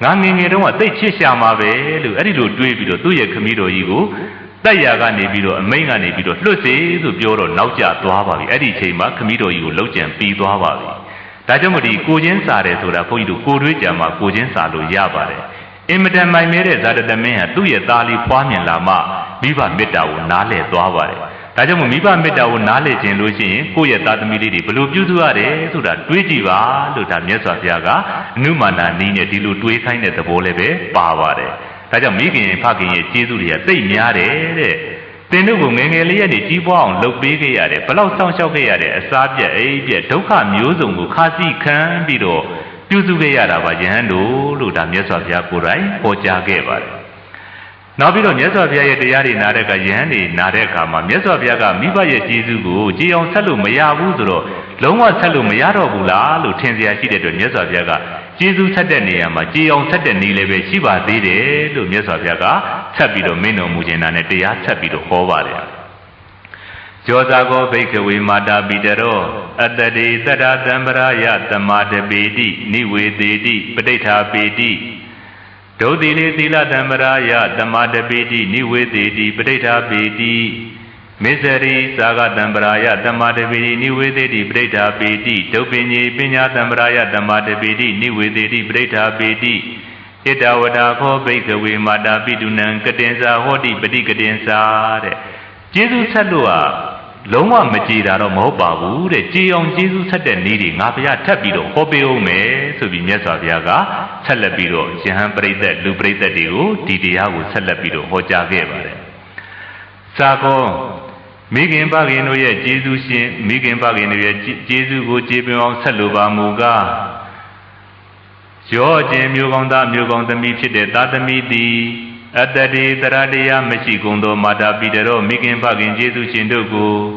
ုတတ္တာတံပရာယတရတရားဤပြည့်စုံခြင်း၌တမာတပေတိကောင်းစွာနာယူစေ၏နိဝေသေတိသဝင်းစေ၏ပဋိဋ္ဌာပေတိဆွေမြဲတည်တံ့စေ၏တဲ့အဲ့တော့ကျေးဇူးဆက်ခြင်းတဲ့မျိုးသားမျိုးသမီးဟာငါရဲ့မိခင်ဖခင်ကိုမြတ်စွာဘုရားကတော့ဟောတယ်အစာအသောက်လေးနဲ့ကျေးဇူးဆက်ယုံနဲ့မကြေပါဘူးအဝတ်စားနဲ့မကြေပါဘူးနောက်ပြီးတော့ဝေယဝိသလှုပ်ပြီးနှိမ့်နေပေးခြင်းနဲ့ကျေးဇူးဆက်ယုံနဲ့မကြေပါဘူးကိုယ်မှရှိတဲ့စည်းစိမ်တွေပုံပေးပြီးတော့ကျေးဇူးဆက်အောင်မကြေဘူးတဲ့အဲ့တော့မြတ်စွာဘုရားကကျေးဇူးဆက်ခြင်းလို့ရှိရင်ဘာလုပ်ရမလဲကျေးဇူးဆက်ခြင်းလို့ရှိရင်တဲ့ယောဇာကောဘိက္ခဝေမာတာပိတရောအတ္တတိတတ္တာသံပရာယသမာတပေတိနိဝေသေတိပဋိဋ္ဌာပေတိတဲ့မိခင်ဖခင်တွေကိုဘယ်လိုလုပ်ရမလဲဆိုတော့မိခင်ဖခင်တွေကတကယ်လို့တရားတရားမရှိဘူးဖရာတရားသံဃာကိုယုံကြည်မှုအစစ်မရှိဘူးယုံကြည်မှုအစစ်မရှိတဲ့မိခင်ဖခင်တွေရှိလို့ရှိရင်တဲ့အဲ့ဒီမိခင်ဖခင်တွေကိုတရားတရားအစစ်ဖြစ်အောင်ကိုကနေပြီးတော့ပထမတမာတပေတိတဲ့ကောင်းစွာနာယူစေတဲ့တရားတရားအစစ်လေးတွေရှိလောက်မိမိတို့ကနေဆွဲဆောင်ပေးရတယ်တဲ့တရားတရားအစစ်မရှိတာနဲ့တရားတရားအစစ်ရှိလားရှိလာတယ်ဆိုရင်ဘာလို့မလဲနိဝေသေတိဒီတဲကိုစိတ်ဝင်စားလောက်ဆက်ပြီးတော့ဆောင်ရွက်ပေးတဲ့ပဋိဋ္ဌာပေတိဆွဲဆွဲမြဲမြဲဒီအောင်ကိုလှုပ်ပေးလိုက်ပါတဲ့အဲ့တော့ငကောတရားတရားအစစ်မရှိတဲ့တရားတရားအတုသာရှိတဲ့မိခင်ဖခင်တွေကိုတရားတရားစစ်ရှိအောင်လှုပ်ပေးပြီဆိုရင်အဲ့ဒါကျေးဇူးဟာအထိုက်လျောက်ကျေသွားတော့တာပဲတဲ့တကယ်လို့မိခင်ဖခင်တွေကတရားတရားငကိုတွေကရှိပြီးသားဆိုရင်ရောဆိုရှိပြီးသားဆိုရင်အဲ့ဒီတရားတရားတွေကိုပို့ပြီးတော့တောက်ပလာအောင်ပို့ပြီးတော့စီပင်လာအောင်ကိုကနေဝိုင်းဝန်းပြီးတော့ကူညီပေးရတာပဲဒါဆိုလို့ရှိရင်ဘာလုပ်လဲမိခင်ဖခင်ရဲ့ကျေးဇူးကိုဆက်ရရောက်တယ်တဲ့ဘုန်းကြီးတို့ဥပမာအပြင်ထားပါတော့သာသမီတယောက်ကမိဘရဲ့ကျေးဇူးကိုဆက်ခြင်းနဲ့ကိုယ်ကလည်းပဲကျမ်းစာတွေနားလေတယ်တရားနာလို့ဖြစ်ဖြစ်စာပေဖတ်လို့ပဲဖြစ်ဖြစ်တရားဆွေးနွေးလို့ပဲဖြစ်ဖြစ်ကိုယ်ကတက်တည်နားလေတယ်ဆိုရင်ကိုယ့်ရဲ့မိခင်ဖခင်ရဲ့ယတနာသုံးပါးကိုစစ်စစ်မှန်မှန်မကြည်ညိုတတ်ဘူးမကြည်ညိုတတ်ဘူးဆိုတာဘာလဲဆိုတော့တရားစစ်မှန်ဆိုတာတရားစစ်သံဃာစစ်တွေရဲ့ဂုဏ်တော်တွေကိုအာယုံပြုပြီးကြည်ညိုမှတရားစစ်တယ်လို့ခေါ်ရပါတယ်အဲ့တော့ဘုရားစစ်တရားစစ်သံဃာစစ်ကိုတရားစစ်နဲ့ကြည်ညိုတယ်ဆိုတော့ဂုဏ်တော်တွေကိုကြည်ညိုတတ်မှတရားစစ်တယ်လို့ပြောလို့ရပါတယ်တချို့ကြတော့တရားရှိတယ်လို့ပြောလို့တော့ရမယ်ဒါပေမဲ့တရားမစစ်ပါဘူးဘယ်လိုလဲဆိုတော့ဘုန်းကြီးတို့ဘုရားဖူးတာတောင်းမှဘယ်ဘုရားသွားဖူးလို့ရှိရင်ငါတို့ဆုတောင်းပြည့်တယ်ဘယ်ဘုရားသွားဖူးလို့ရှိရင်ငါတို့ဆန္ဒတွေပြည့်တယ် ဒီလိုကိုယ့်အတွက်ဆန္ဒပြည့်ခြင်းလို့စီးပွားဥစ္စာတက်ခြင်းလို့သွားဖျားဖူးတယ်ဆိုရင်ဒါတရားတရားစစ်တယ်လို့ပြောလို့မရပါဘူးမြတ်စွာဘုရားကိုဖျားရှင်ရဲ့ဂုဏ်တော်တွေကိုရှ िख ိုးတဲ့အခါမှာမြတ်စွာဘုရားအရဟံဆိုတော့ကိလေသာတွေကင်းလိုက်တာငါတို့ရဲ့နှလုံးသားမှာတော့မနှလင်းလိုက်ကိလေသာတွေဖြစ်တယ်မြတ်စွာဘုရားမှာတော့ကိလေသာတွေကင်းလိုက်တာငါတို့လည်းပဲမြတ်စွာဘုရားလိုကိလေသာကင်းပါစေဆိုပြီးတော့ကိုယ်လည်းပဲတက်ကူးခြင်းနဲ့စိတ်မြတ်စွာဘုရားကိလေသာကင်းတဲ့အတွက်ကြည်ညိုတဲ့စိတ်နဲ့ရှ िख ိုးတယ်ဆိုရင်အဲ့ဒါတရားတရားစစ်တာပါတချို့ဘုရားဖူးသွားကြတယ်လို့ဗကံဘုရားဖူးသွားတယ်ဆွဲတော်လေးစုနေခြင်းဖူးလို့ချင်းဒိဋ္ဌံပြည့်တယ်ဆိုပြီးစုတွေတောင်းခြင်းလို့သွားပြီးတော့ဖူးတယ်အလိုတွေပြည့်ခြင်းလို့သွားပြီးတော့ဖူးတယ်စီးပွားရေးတက်ခြင်းလို့သွားဖူးတယ်ဒါတရားတရားစစ်တယ်လို့ပြောလို့မရပါဘူးတရားတရားအတုတွေတဲ့လောဘဖတ်သွားပါတယ်အဲ့ဒီလိုဖြစ်နေတဲ့မိဘတွေတကယ်လို့ရှိလို့ချင်းကိုကတရားတရားစစ်အောင်ဖရာတရားတန်ခါရဲ့ဂုဏ်တော်တွေတန်ခါကိုးကွယ်တဲ့အခါမှာဆိုရင်လည်းဟာဒီဘုန်းကြီးကငါတို့ကိုဘာလုပ်ပေးဘူးလဲဒီကျေးဇူးတွေနဲ့သွားမကိုးကွယ်နဲ့ဒီတန်ခါတော်ရှင်မြတ်တွေရဲ့သာသနာလုပ်ကိုတကယ်လုပ်နေကြတယ်တန်ခါတော်ရှင်မြတ်တွေသာသနာလုပ်လို့သာသနာတော်ကြီးတကယ်ရှည်ရတယ်သာသနာရှည်လို့ငါတို့တရားနာခွင့်ရတယ်တရားအထုတ်ခွင့်ရတယ်ဒါကြောင့်သာသနာကြီးဆက်လက်ရှည်ပါစေဆိုတန်ခါတော်ရှင်မြတ်တွေရဲ့ဂုဏ်တော်သာသနာတော်ကြီးရှည်အောင်ဆောင်ရွက်တဲ့ဂုဏ်တော်တွေကိုအာယုံပြုပြီးကြီးညိုတယ်ဆိုရင်အဲ့ဒါတရားစစ်တယ်လို့ခေါ်ပါတယ်ဒီလိုမှမဟုတ်ဘဲနဲ့ဒါငါတို့ဘိုးဘွားကိုးကွယ်ခဲ့တဲ့အကြောင်းပဲအတူတူဘာဖြစ်နေနေစသည်ဖြင့်ကိုယ့်ရဲ့ဆွေမျိုးမို့လို့ကိုယ့်ပေါ်မှာကျေးဇူးများလို့ကိုယ့်ပေါ်မှာဖိုးဖိုးရွှေရွှေရှိလို့ဒီလိုကိုးကွယ်တယ်ဆိုရင်ဒါတရားတရားစစ်တယ်လို့ပြောလို့မရပါဘူး။ဒါကြောင့်မို့ဒီလိုတရားတရားမစစ်တဲ့မိဘတွေရှိလို့ရှိရင်သာသမီတွေကနေတရားတိတ်ခွေတွေဖတ်နာခိုင်းတယ်။နောက်ပြီးတော့စာပေတွေဖတ်ပြတယ်။စာပေတွေဖတ်ခိုင်းပြီးတော့တရားတရားစစ်အောင်ဆွဲပြီးတော့တည်မြဲသွားပြီဆိုရင်အဲ့ဒါအကောင်းဆုံးကျေးဇူးဆက်တာပါတဲ့။တကယ်လို့တရားတရားရှိပြီးသားမိဘဆိုရင်ရောဆိုတရားတရားပြည့်စုံတဲ့မိဘဆိုရင်လည်းပဲကုသိုလ်တွေလုပ်ဖြစ်အောင်အမေကဘာလုပ်ချင်လဲဆိုရင်ကိုကနေပြီးတော့စီစဉ်ပေးတာတို့စိတ်ချမ်းသာအောင်လုပ်ပေးတာတို့အမြဲတမ်းတရားထိုင်ပြအောင်ကိုကနေဘေးကနေလှုံ့ဆော်ပေးတာတို့တရားတရားတွေတိုးအောင်လုပ်ပေးတယ်ဆိုရင်တရားတရားရှိပြီးသားဆိုရင်လည်းပို့ပြီးတော့တိုးအောင်လုပ်ပေးရတယ်အဲ့ဒါအကောင်းဆုံးကျေးဇူးဆက်တာတဲ့ဘုန်းကြီးတို့မြတ်စွာဘုရားကိုတော်တိုင်းတာဝရဏနတ်ပြည်မှာမိခင်ကိုတရားနဲ့ကျေးဇူးဆက်ခဲ့ပါတယ်ဒါမှလည်းပဲနို့ဖို့ဆိုတာကြေပါတယ်ရှင်သာရိပုတ္တကိုတော်မြတ်ကြီးလည်းပဲသူ့ရဲ့မိစ္ဆာဒိဋ္ဌိဖြစ်နေတဲ့မိခင်ကြီးကိုသူ့ရဲ့ဇာတိနေအိမ်မှာသွားပြီးတော့တရားဟောကြီးတိုက်ကျွေးပြီးတော့ကျေးဇူးဆက်ခဲ့ပါတယ်ခုလည်းပဲမြတ်စွာဘုရားကဒီတိုင်းပဲတဲ့တရားတရားအစ်မရှိသေးတဲ့မိဘတွေအစ်ဖြစ်အောင်ရှိပြီးသားမိဘတွေကိုတိုးပွားပြီးတော့တရားတရားဖြစ်အောင်ကိုယ်ကနေလှုပ်ပေးပြီဆိုရင်အဲ့ဒါပါလေအကောင်းဆုံးကျေးဇူးဆက်တာပါတော်တော်တန်တန်ကြေးပါတယ်လို့မြတ်စွာဘုရားကမိန့်ကြားတော်မူခဲ့ပါတယ်နောက်ပြီးတော့နံပါတ် 2 ချက်ကပါလဲဆိုတော့ဒုတိလေသီလတံပရာယသမာဓိပိတိနိဝေသေတိပဋိဋ္ဌာပိတ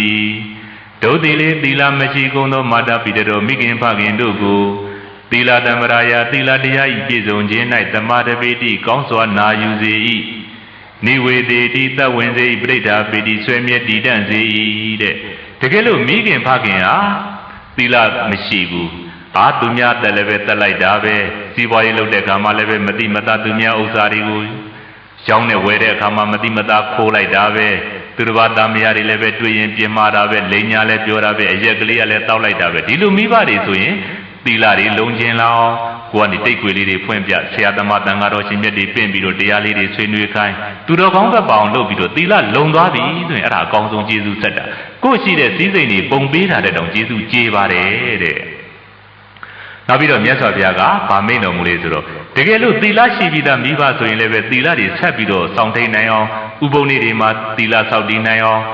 ်တရားသွားပြီးတော့ထိုင်နိုင်အောင်ကိုကနေအကျိုးပိုးလေးတွေလုပ်ပြီးဒါမျိုးတွေကလည်းပဲကျေးဇူးဆက်တာပဲသီလရှိပြီးသားဆိုရင်ပို့ပြီးတော့ဖြူစင်လာအောင်လုပ်ပေးရတယ်မရှိသေးဘူးဆိုရင်လည်းပဲရှိအောင်လုပ်ပေးတယ်အဲ့ဒါအကောင်းဆုံးကျေးဇူးဆက်တာပါတဲ့နောက်တစ်ချက်ကပါလဲဆိုတော့မေစရိစာကတံပရာယသမာဓိပိတိနိဝေသေတိပဋိဋ္ဌာပိတိတဲ့နှမျိုးတွန့်တူနေတဲ့မိခင်ဖခင်တွေကိုလှူခြင်းတန်းခြင်းလောက်အောင်တရားတရားတွေနဲ့ပြည့်စုံပြီးတော့လှူခြင်းတန်းခြင်းတဲ့စိတ်နဲ့ရှိအောင်စွန့်လွတ်ရတဲ့တတ္တိရှိအောင်လုပ်ပေးရတယ်တဲ့ဥပမာဖြင့်မိခင်ဖခင်တွေရဲ့စီးပွားရေးတွေသိပ်ပြီးတော့နှမျိုးတယ်လှူရမှာတန်ရမှာဝန်လေးတယ်သာသနာတော်ကြီးအတွက်ကိုမစွန့်လွတ်ရဲဘူးဒါမျိုးဆိုရင်သာသနာတော်ကြီးအတွက်စွန့်လွတ်ခြင်းအောင်မိမိရဲ့ပတ်ဝန်းကျင်မှာဒုက္ခရောက်နေတဲ့ဆင်းရဲသားလေးတွေကျန်းမာရေးအတွက်ဆေးတွေဘာတွေလိုလို့ချင်းပေးခြင်းကမ်းခြင်းအောင်ကိုယ်ရှိမှဒုက္ခရောက်နေတဲ့ဆွေမျိုးတွေရှိလို့ချင်းတက်နေနေမြကိုယ်ဤဆောင်မခြင်းနှုတ်ဤဆောင်မခြင်းနဲ့လှုပ်ချင်အောင်ကိုကနေပြီးတော့လမ်းခင်းပြီးတော့ကိုယ်ငွေစိုက်ပြီးတော့လုပ်ရပါတယ်တဲ့ဒါကျေးဇူးဆက်နေတာတကယ်လို့မိခင်ဖခင်ကတရားတရားကောင်းပြီးတော့အလှူဒန်းရရောတယ်ဆိုလို့ချင်းလည်းပို့ပြီးတော့လှူချင်အောင်ကိုကနေပြီးတော့ဘေးကနေဝိုင်းပြီးတော့ပံ့ပိုးပေးရတယ်တဲ့ကိုယ့်ရဲ့ငွေတွေစိုက်လူအားစိုက်ဝေယဝစ္စလုပ်ပြီးတော့ဆောင်ရွက်ပေးရတယ်ဒါကျေးဇူးဆက်တာပဲတဲ့ အဲ့တော့နံပါတ်1ကတရားတရားအစစ်မရှိတဲ့မိခင်ဖခင်တွေကိုတရားတရားအစစ်တွေရှိအောင်ရှိပြီးသားဆိုရင်ပို့ပြီးတော့ပြည့်စုံအောင်ကိုချင်းတရားမလုံတဲ့မိခင်ဖခင်တွေကိုကိုချင်းတရားလုံအောင်လုံပြီးသားဆိုရင်လည်းပို့ပြီးတော့တောက်ပလာအောင်ဒါမျိုးဆောင်ရွက်ပေးရတယ်နံပါတ်3နှမျောတွန့်တုံနေတယ်ဆိုရင်စွန့်ကြဲပေးကလှူဒန်းခြင်းစိတ်ရှိအောင်တကယ်လို့တရားတရားနဲ့ပြည့်စုံပြီးတော့စွန့်ကြဲပေးကလှူဒန်းပါတယ်ဆိုရင်ပို့ပြီးတော့လုံနိုင်အောင်ပံ့ပိုးပေးရတယ်တဲ့နောက်နံပါတ်4ချက်ကဘာလဲဆိုတော့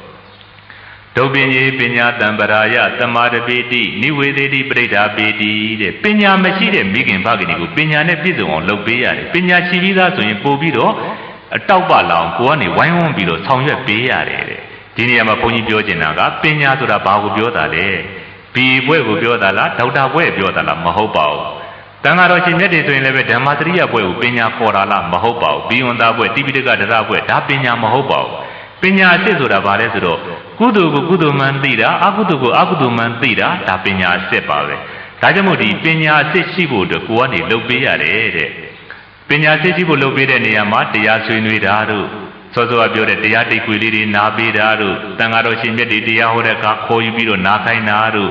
စာဥစာပေတွေဖတ်ပြတာတို့ဒါတွေအလုံးလုပ်ပေးရတာပဲအဲ့တော့ပညာအစစ်ဆိုတာကုသိုလ်ကိုကုသိုလ်မှန်သိတာအကုသိုလ်ကိုအကုသိုလ်မှန်သိတာပညာလို့ခေါ်ရပါတယ်နောက်ဆုံး၄တန်းတောင်မအောင်ရင်နေပြီစီပညာစစ်ရှိတာဆိုလို့ရင်ဘာလဲဆိုကောင်းတာမကောင်းတာကိုခွဲခြားသိရင်ဒါပညာစစ်ရှိတယ်လို့ခေါ်ရပါတယ်သူကသူဘီအေဘွဲတွေရဒေါက်တာဘွဲတွေရတယ်ကုသိုလ်အကုသိုလ်မှခွဲခြားမသိဘူးဆိုရင်ဒါပညာရှိတယ်လို့မြတ်စွာဘုရားလို့ပြောလို့မရပါဘူးအဲ့တော့တချို့ကြတော့ဘယ်လိုလဲဆိုတော့တချို့မိဘတွေကြရှိတတ်တယ်ကုသိုလ်ကောင်းမှုလုပ်တယ်ရှင်ပြူဘွဲကြီးလုပ်တယ်ဆိုကြပါစို့ရှင်ပြူဘွဲလုပ်တဲ့အခါမှာမိဘဖြစ်တဲ့သူကဆိုင်ကြီးတွေဝိုင်းကြီးတွေနဲ့အေးရေးပြက်ပြီးတော့ဝတ်သားတွေဆိုရင်လည်းပဲအချိန်ကြီးအများကြီးကြက်တွေဆိုရင်လည်းပဲကြိုးတင်ပြီးတော့မှားပြီးတော့အကုသိုလ်ဖြစ်တဲ့တွေလှုပ်ထမင်းချက်တဲ့ပုဂ္ဂိုလ်တွေကလည်းပဲအရက်ကလေးတွေတောက်ပြီးတော့လှုပ်တယ်ဒါကိုသူကနေပြီးတော့ဒါကုသိုလ်စစ်ကြီးလို့သူ့စိတ်ထဲမှာထင်နေတယ်ဆိုရင်မဟုတ်ဘူးကုသိုလ်ဆိုတာဂုံရှိမှကုသိုလ်ခေါ်ပါတယ်ဂုံဆိုတာဘာလဲဆိုရင်လောဘဒေါသမောဟဆိုတဲ့အပြစ်တွေကင်းသွားရင်ဂုံမြောက်တော့တာပဲဒါကြောင့်ကိုယ့်ရဲ့ကုသိုလ်မှာလှုပ်တဲ့အခါမှာအကုသိုလ်ဖြစ်ကင်းတဲ့ချက်တဲ့ပြုတ်တဲ့ပုဂ္ဂိုလ်ကလည်းပဲအရက်သေးစားတွေတောက်ပြီးဒါမျိုးတွေမလုံးနဲ့ကိုယ်တိုင်လည်းပဲခုနဆိုင်းနေဝိုင်းနေထည့်တာဒါဘုံမဟုတ်ဘူးအပြစ်တွေပဲသူကသူပြောရွှင်ခြင်းနဲ့ဆိုရင်သူကသူသီးသန့်ကိုငှားပေးလိုက်ဒီရှင်ပြုတဲ့ထဲမှာလာပြီးတော့ကြောင်းဝိုင်းထဲမှာဗိသိတိမြောက်ဆိုင်းနေပါလိတီးဒါတွေကဘုန်းကြီးတို့အပြစ်တွေမြတ်စွာဘုရားလုံးဝမကြိုက်တဲ့အလုပ်တွေပါဒါတွေကိုအပြစ်ကိုအပြစ်မှန်းသိသွားတယ်ယဟန်ခံတယ်ဆိုလို့ရှိရင်လည်းပဲငါတို့ပစ္စည်းလေးပါထောက်ပံ့လိုက်တဲ့အတွက်ငါတို့ရဲ့ယဟန်တော်ဟာဒီပစ္စည်းလေးပါကိုသုံးပြီးတော့သာသနာလုပ်တွေလုပ်လိုက်မယ်သာသနာတော်ကြီးရှည်လိုက်မယ်သာသနာတော်ကြီးရှည်သွားရင်သာသနာနဲ့ထိတွေ့ခွင့်ရတဲ့ပုဂ္ဂိုလ်တွေဟာအသိဉာဏ်တွေရပြီးတော့နောက်ဆုံးမှာသောတာပန်ဖြစ်သွားရင်ပေတကားပိတ်ကြလိမ့်မယ်ဒီလိုအကျိုးတွေရည်မှန်းပြီးတော့ယဟန်ခံတယ်ဆိုရင်ဒါကုသိုလ်ဖြစ်တယ်ဒီလိုမှမဟုတ်ဘဲနဲ့ငါတို့ဒီအသက်ရွယ်ကြီးမှာယဟန်မခံလို့မကောင်းသေးပါဘူးသူများကြည့်ရလိမ့်မယ်ဆိုပြီးတော့သူများကြည့်ရမှဆိုလို့သူများကချီးကျူးခင်ဒီစိတ်တွေနဲ့လုပ်ရင်မကောင်းဘူးဆိုပြီးတော့ဒီလိုကောင်းတာမကောင်းတာယဟန်ခံတာကိုပဲဘယ်စိတ်နဲ့လုပ်ရင်ကောင်းတယ်ဘယ်စိတ်နဲ့လုပ်ရင်မကောင်းဘူးရှင်ပြုတဲ့အခါမှာလည်းပဲဘယ်စိတ်နဲ့လှူရင်ကောင်းတယ်ဘယ်စိတ်နဲ့လှူရင်အကုသိုလ်ဖြစ်တယ်ဘယ်စိတ်နဲ့လှူရင်ကုသိုလ်ဖြစ်တယ်လို့ခွဲခြားသိတယ်ဆိုရင်အဲ့ဒါပညာစစ်ရှိတယ်လို့ခေါ်ရပါတယ်ကိုယ့်ရဲ့မိခင်ဖခင်တွေကိုပညာစစ်မရှိသေးဘူးဆိုရင်ကိုယ်ကပညာစစ်တွေရှိအောင်လုပ်ပေးရပါတယ်ရှိပြီးသားဆိုရင်လည်းပဲပို့ပြီးတော့ရှိသွားအောင်ကိုယ်ကနေပံ့ပိုးပေးရတယ်တဲ့အဲ့ဒါဆိုပါလဲဆိုရင်ကျေးဇူးဆက်ရရောက်ပါတယ်တဲ့ဒါကြောင့်မို့နံပါတ်1တရားတရားနဲ့မပြည့်စုံနေရင်ပြည့်စုံအောင်ပြည့်စုံမိသားမိဘတွေကိုပို့ပြီးတော့ပြည့်စုံအောင်ကိုကျင့်တရားမရှိသေးရင်ကိုကျင့်တရားတွေပြည့်စုံအောင်ကိုကျင့်တရားရှိပြီးသားတွေဆိုလို့ရှိရင်ပို့ပြီးတော့တောက်ပြောင်လာအောင်နှမျောတွန့်နေလို့ရှိရင်ပေကံလှူဒန်းခြင်းအောင်ပေကံလှူဒန်းနေဆိုရင်လည်းပဲနီးမှန်လမ်းမှန်နဲ့ပို့ပြီးတော့ပေကံလှူဒန်းခြင်းအောင်ကုသိုလ်အကုသိုလ်ကိုခွဲခြားမသိဘူးကောင်းတာလုပ်ရင်လှူတယ်ဆိုရင်အကုန်လုံးကုသိုလ်ပဲထင်တယ်ဆိုရင်မဟုတ်သေးဘူးဘယ်လိုစိတ်နဲ့လှူတာကုသိုလ်ဘယ်လိုစိတ်နဲ့လှူတာအကုသိုလ်ဆိုပြီးတော့ဒီလိုခွဲခြားသိအောင်လုပ်ပေးတယ်ဆိုရင်အဲ့ဒါသိပြီးသားဆိုရင်လည်းပဲပို့ပြီးတော့သိအောင်လုပ်ပေးရင်ဒါတွေဟာအကောင်းဆုံးကျေးဇူးဆက်နည်းလို့ခေါ်ရပါတယ်ဒါကြောင့်မြတ်စွာဘုရားကဣတဝတာကိုဘိက္ခဝေမာတာပိတုနံကတင်္စဟောတိပတိကတင်္စဘိက္ခဝေမဂ္ဂုနိဗ္ဗာန်လူလားမြို့သားမြို့သမီးတို့ဣတဝတာဤမြတန်းရှိသောတရားသီလစာကပညာတရားတွေကိုသက်ဝင်တည်တံ့စေခြင်းဖြင့်မာတာပိတုနံမိခင်ဖခင်ကျေးဇူးရှင်တို့ဟာကတံဝါကျေးဇူးပြုအပ်သည်တော်၎င်းကတင်္စကျေးဇူးပြုအပ်သည်တော်၎င်းပတိကတင်္စတုံ့ပြန်၍ကျေးဇူးဆက်အပ်သည်တော်၎င်းဟောတိဖြစ်ပါပေ၏ဣတိတို့ဘဂဝါသုံးလောကဒုဒ္ဒရှင်တော်မြတ်ဖရာသည်အဝေါစာကရုဏာရှိသောပညာအပြင်ဟောကြားတော်မူခဲ့ပါ၏တည်း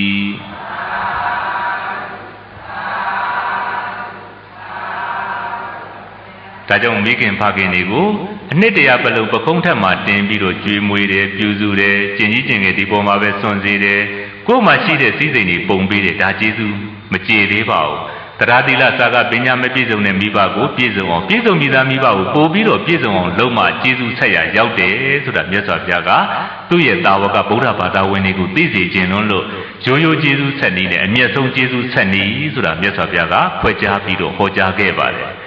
အဲ့တော့ယနေ့ဒကမာကြီးတော်ဦးဟာမိမိဉာဏ်ခံတယ်ဉာဏ်ခံပြီးတော့မိမိရဲ့မိဘခင်ဖခင်တွေကိုအမြောက်ဝေတယ်ဆိုရင်လည်းပဲဒါကျေးဇူးဆက်နည်းတစ်မျိုးပဲယနေ့ဒကမာကြီးတော်ဦးရဲ့သားတွေသမီးတွေရှိနေတယ်သားတွေသမီးတွေရဲ့ဉာဏ်ကံမင်္ဂလာမှာဝိုင်းဝန်းပြီးတော့ပြုစုကြတယ်ဝိုင်းဝန်းပြီးတော့ဆောင်ရွက်ပေးကြတယ်မေတော်ကြီးမိမိရဲ့မိခင်ကြီးဉာဏ်ခံတဲ့ကိစ္စမှာပို့ပြီးတော့တရားသီလစာကပညာတွေတိုးအောင်ဝိုင်းဝန်းထောက်ပံ့ကြတယ်ဆိုရင်သူတို့လည်းပဲကျေးဇူးဆက်ကြတာပဲအဲ့တော့သူတို့ရဲ့မျိုးဆက်တွေကလည်းပဲဓာရီကိုတည်သွားပြီဆိုရင်အစစ်မှန်ကျေးဇူးဆက်တာနဲ့ဘုန်းကြီးတို့ပကဒနာကျေးဇူးဆက်တာတွေပို့ပြီးတော့ခွဲခြားနားလည်သွားမယ်ဆိုရင်ဒါမြတ်စွာဘုရားရဲ့တရားတော်တွေကိုနှစ်ကတည်တော့ဗုဒ္ဓဘာသာဝင်အစစ်ပိသသွားပါတယ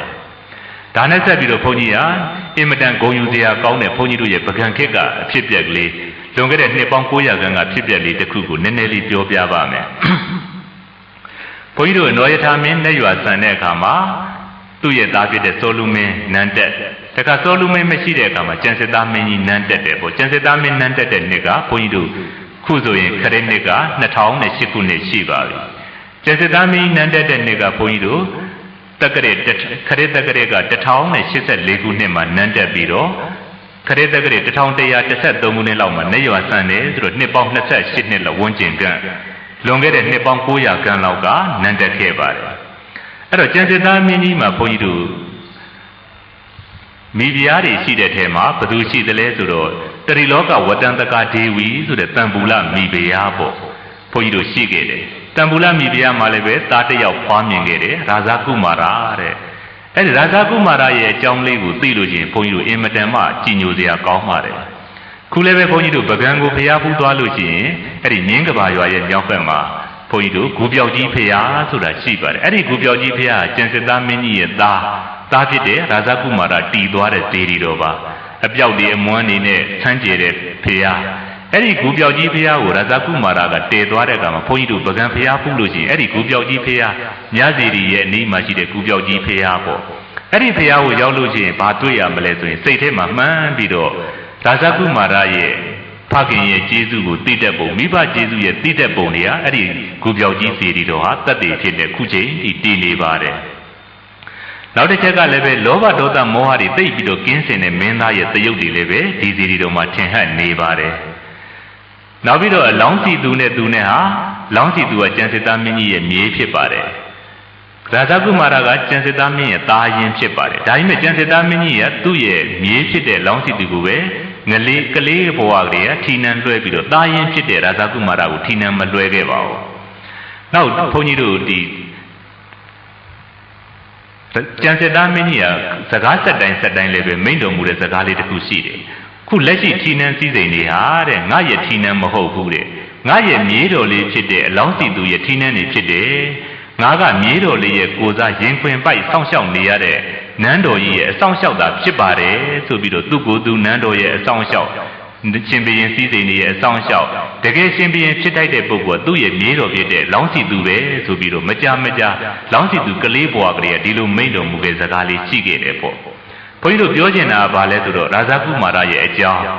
ဒီအကြောင်းကိုလည်းပဲဘုန်းကြီးတို့ဘာလို့သိရတာလဲဆိုတော့ဘုန်းကြီးတို့ဒီဂူပြောက်ကြီးဖျားနီးမှာရှိတဲ့မြတ်ဇေဒီနာဇေဒီဆိုတာရှိပါတယ်အဲ့ဒီမြတ်ဇေဒီတွေဇေဒီတွေကနေပြီးတော့တွေ့တယ်ကြောက်စာအပိုင်းစာတွေကနေပြီးတော့ကြောက်စာတွေမှာ၄ဘာသာထိုးသွားပါတယ်၄ဘာသာဘာလဲဆိုတော့ပါဠိစာမွန်စာပြူစာမြန်မာစာဆိုပြီးတော့၄မျက်နှာရှိတဲ့ကြောက်စာတွေထိုးသွားတာကိုအဲ့ဒီမြတ်ဇေဒီမြတ်ဇေဒီရဲ့ဇေဒီဝင်းတွေကနေပြီးတော့တွေ့ရပါတယ်ဖျားပရဝင်းတွေကနေကြောက်စာတွေတွေ့ရတယ်ဒီကြောက်စာတွေကိုပညာရှင်တွေကနေပြန်ပြီးတော့မြန်မာပြန်လိုက်တဲ့အခါမှာဘုန်းကြီးတို့ပကံမင်းပကံနန်းစင်တွေကရာဇာကုမာရရဲ့မိဘကျေးဇူးသိတတ်ပုံတွေဟာတိတ်ပြီးတော့ကြီးညိုစရာကောင်းတယ်လို့နောင်လာနောက်သားမြန်မာနိုင်ငံသူနိုင်ငံသားတွေလည်းပဲတိတ်ပြီးတော့အားရစရာတူးကျူစရာကောင်းပါတယ်နိုင်ငံသားတွေလည်းပဲအဲ့ဒီဂူပြောက်ကြီးဖျားကိုသွားဖူးတဲ့အခါမှာရာဇာကုမာရရဲ့အကြောင်းလေးတွေသိပြီဆိုရင်သူတို့ရဲ့မျက်နှာလေးတွေမှာပီတိတွေဝေနေတယ်လို့ဘုန်းကြီးတို့စာပေတွေမှာဖတ်ခဲ့ပူးပါတယ် ဒါကြောင့်ဘုန်းကြီးတို့ဖျားဖူးသွားတဲ့အခါမှာသွားပြီးတော့ဖျားလေးရှိခိုးလိုက်ဓာတ်ပုံလေးရိုက်လိုက်ပြောပြောပါဒါမျိုးမသွားဘဲနဲ့တကယ်ကိုပြောကြီးစီတွေကိုဖူးမြော်ရရတဲ့အခါမိဘကျေးဇူးတွေဘာတွေကိုသိသွားတယ်ဆိုရင်ဒါကိုယ့်အတွက်အမြတ်ဖြစ်ပါတယ်ကိုယ့်ရဲ့သားသမီးတွေလည်းပဲဒါမျိုးလေးပြောပေးရမယ်ပေါ့အဲ့တော့ဒီစေတီဟာဘာဖြစ်လို့ဖြစ်ပေါ်လာရတာလဲလို့ဘုန်းကြီးတို့သမိုင်းကြောင်းလေးကြည့်လိုက်တဲ့အခါမှာကျန်စစ်သားမင်းကြီးကဘုန်းကြီးတို့နှစ်ပေါင်း28နှစ်ခရစ်နှစ်နဲ့ပြောလို့ချင်းခု2008ခုနှစ်ရောက်ပြီခရစ်နှစ်နဲ့ပြောရင်1084ခုနှစ်ကနေပြီးတော့1113ခုနှစ်လောက်ဒီနှစ်ပေါင်း28နှစ်ဝန်းကျင်လောက်နန်းတက်ခဲ့ပါတယ်နန်းတက်ခဲ့တော့နောက်ဆုံးမှာဘာဖြစ်လဲလူသားဖြစ်တဲ့အတွက်အိုနာတိဆိုတဲ့ဒုက္ခတွေတွန်းလာတဲ့အခါကျန်စစ်သားမင်းရဲ့တတ်တော်လည်းပဲကြီ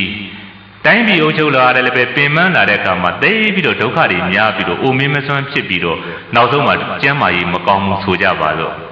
့ကျမ်းမာရေးမကောင်းတဲ့အချိန်မှာသူ့ရဲ့သားဖြစ်တဲ့ရာဇကုမာရမင်းသားလေးကရှင်ပြန်စည်းစိမ်တော့မရပါဘူးသူကနန်းတော်မှာနေလဲပါတယ်သူအချိန်ကုန်တာကဘာလဲဆိုတော့ဘုန်းကြီးတို့တူးရွင်းတောင်ကြီးမှာရှိတဲ့ကျန်စစ်သားမင်းတည်ခဲ့တဲ့ပိဋကတ်တိုက်လို့ခေါ်တဲ့စက်ကူတိုက်ခုခေတ်လို့ဆိုရင်တော့စာကြီးတိုက်ပေါ့အဲ့ဒီစာကြီးတိုက်မှာပဲရာဇကုမာရမင်းသားအချိန်ကုန်တယ်ပေါ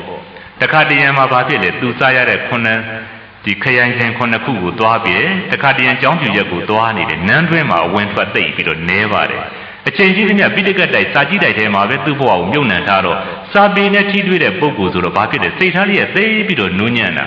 သူ့ကိုသူ့ဖခင်ကရှင်ပြန်စည်းစိမ်ကြီးမပေးရဘူးလားဆိုပြီးတော့စိတ်လည်းပဲမဆိုးပါဘူးအလောင်းစီသူလေးကိုကြော်ပြီးတော့စည်းစိမ်လေးပေးရမလားဆိုပြီးလောင်းစီသူပေါ်မှာလည်းပဲအိတ်တာမစ္စရိယမဖြစ်ဘူး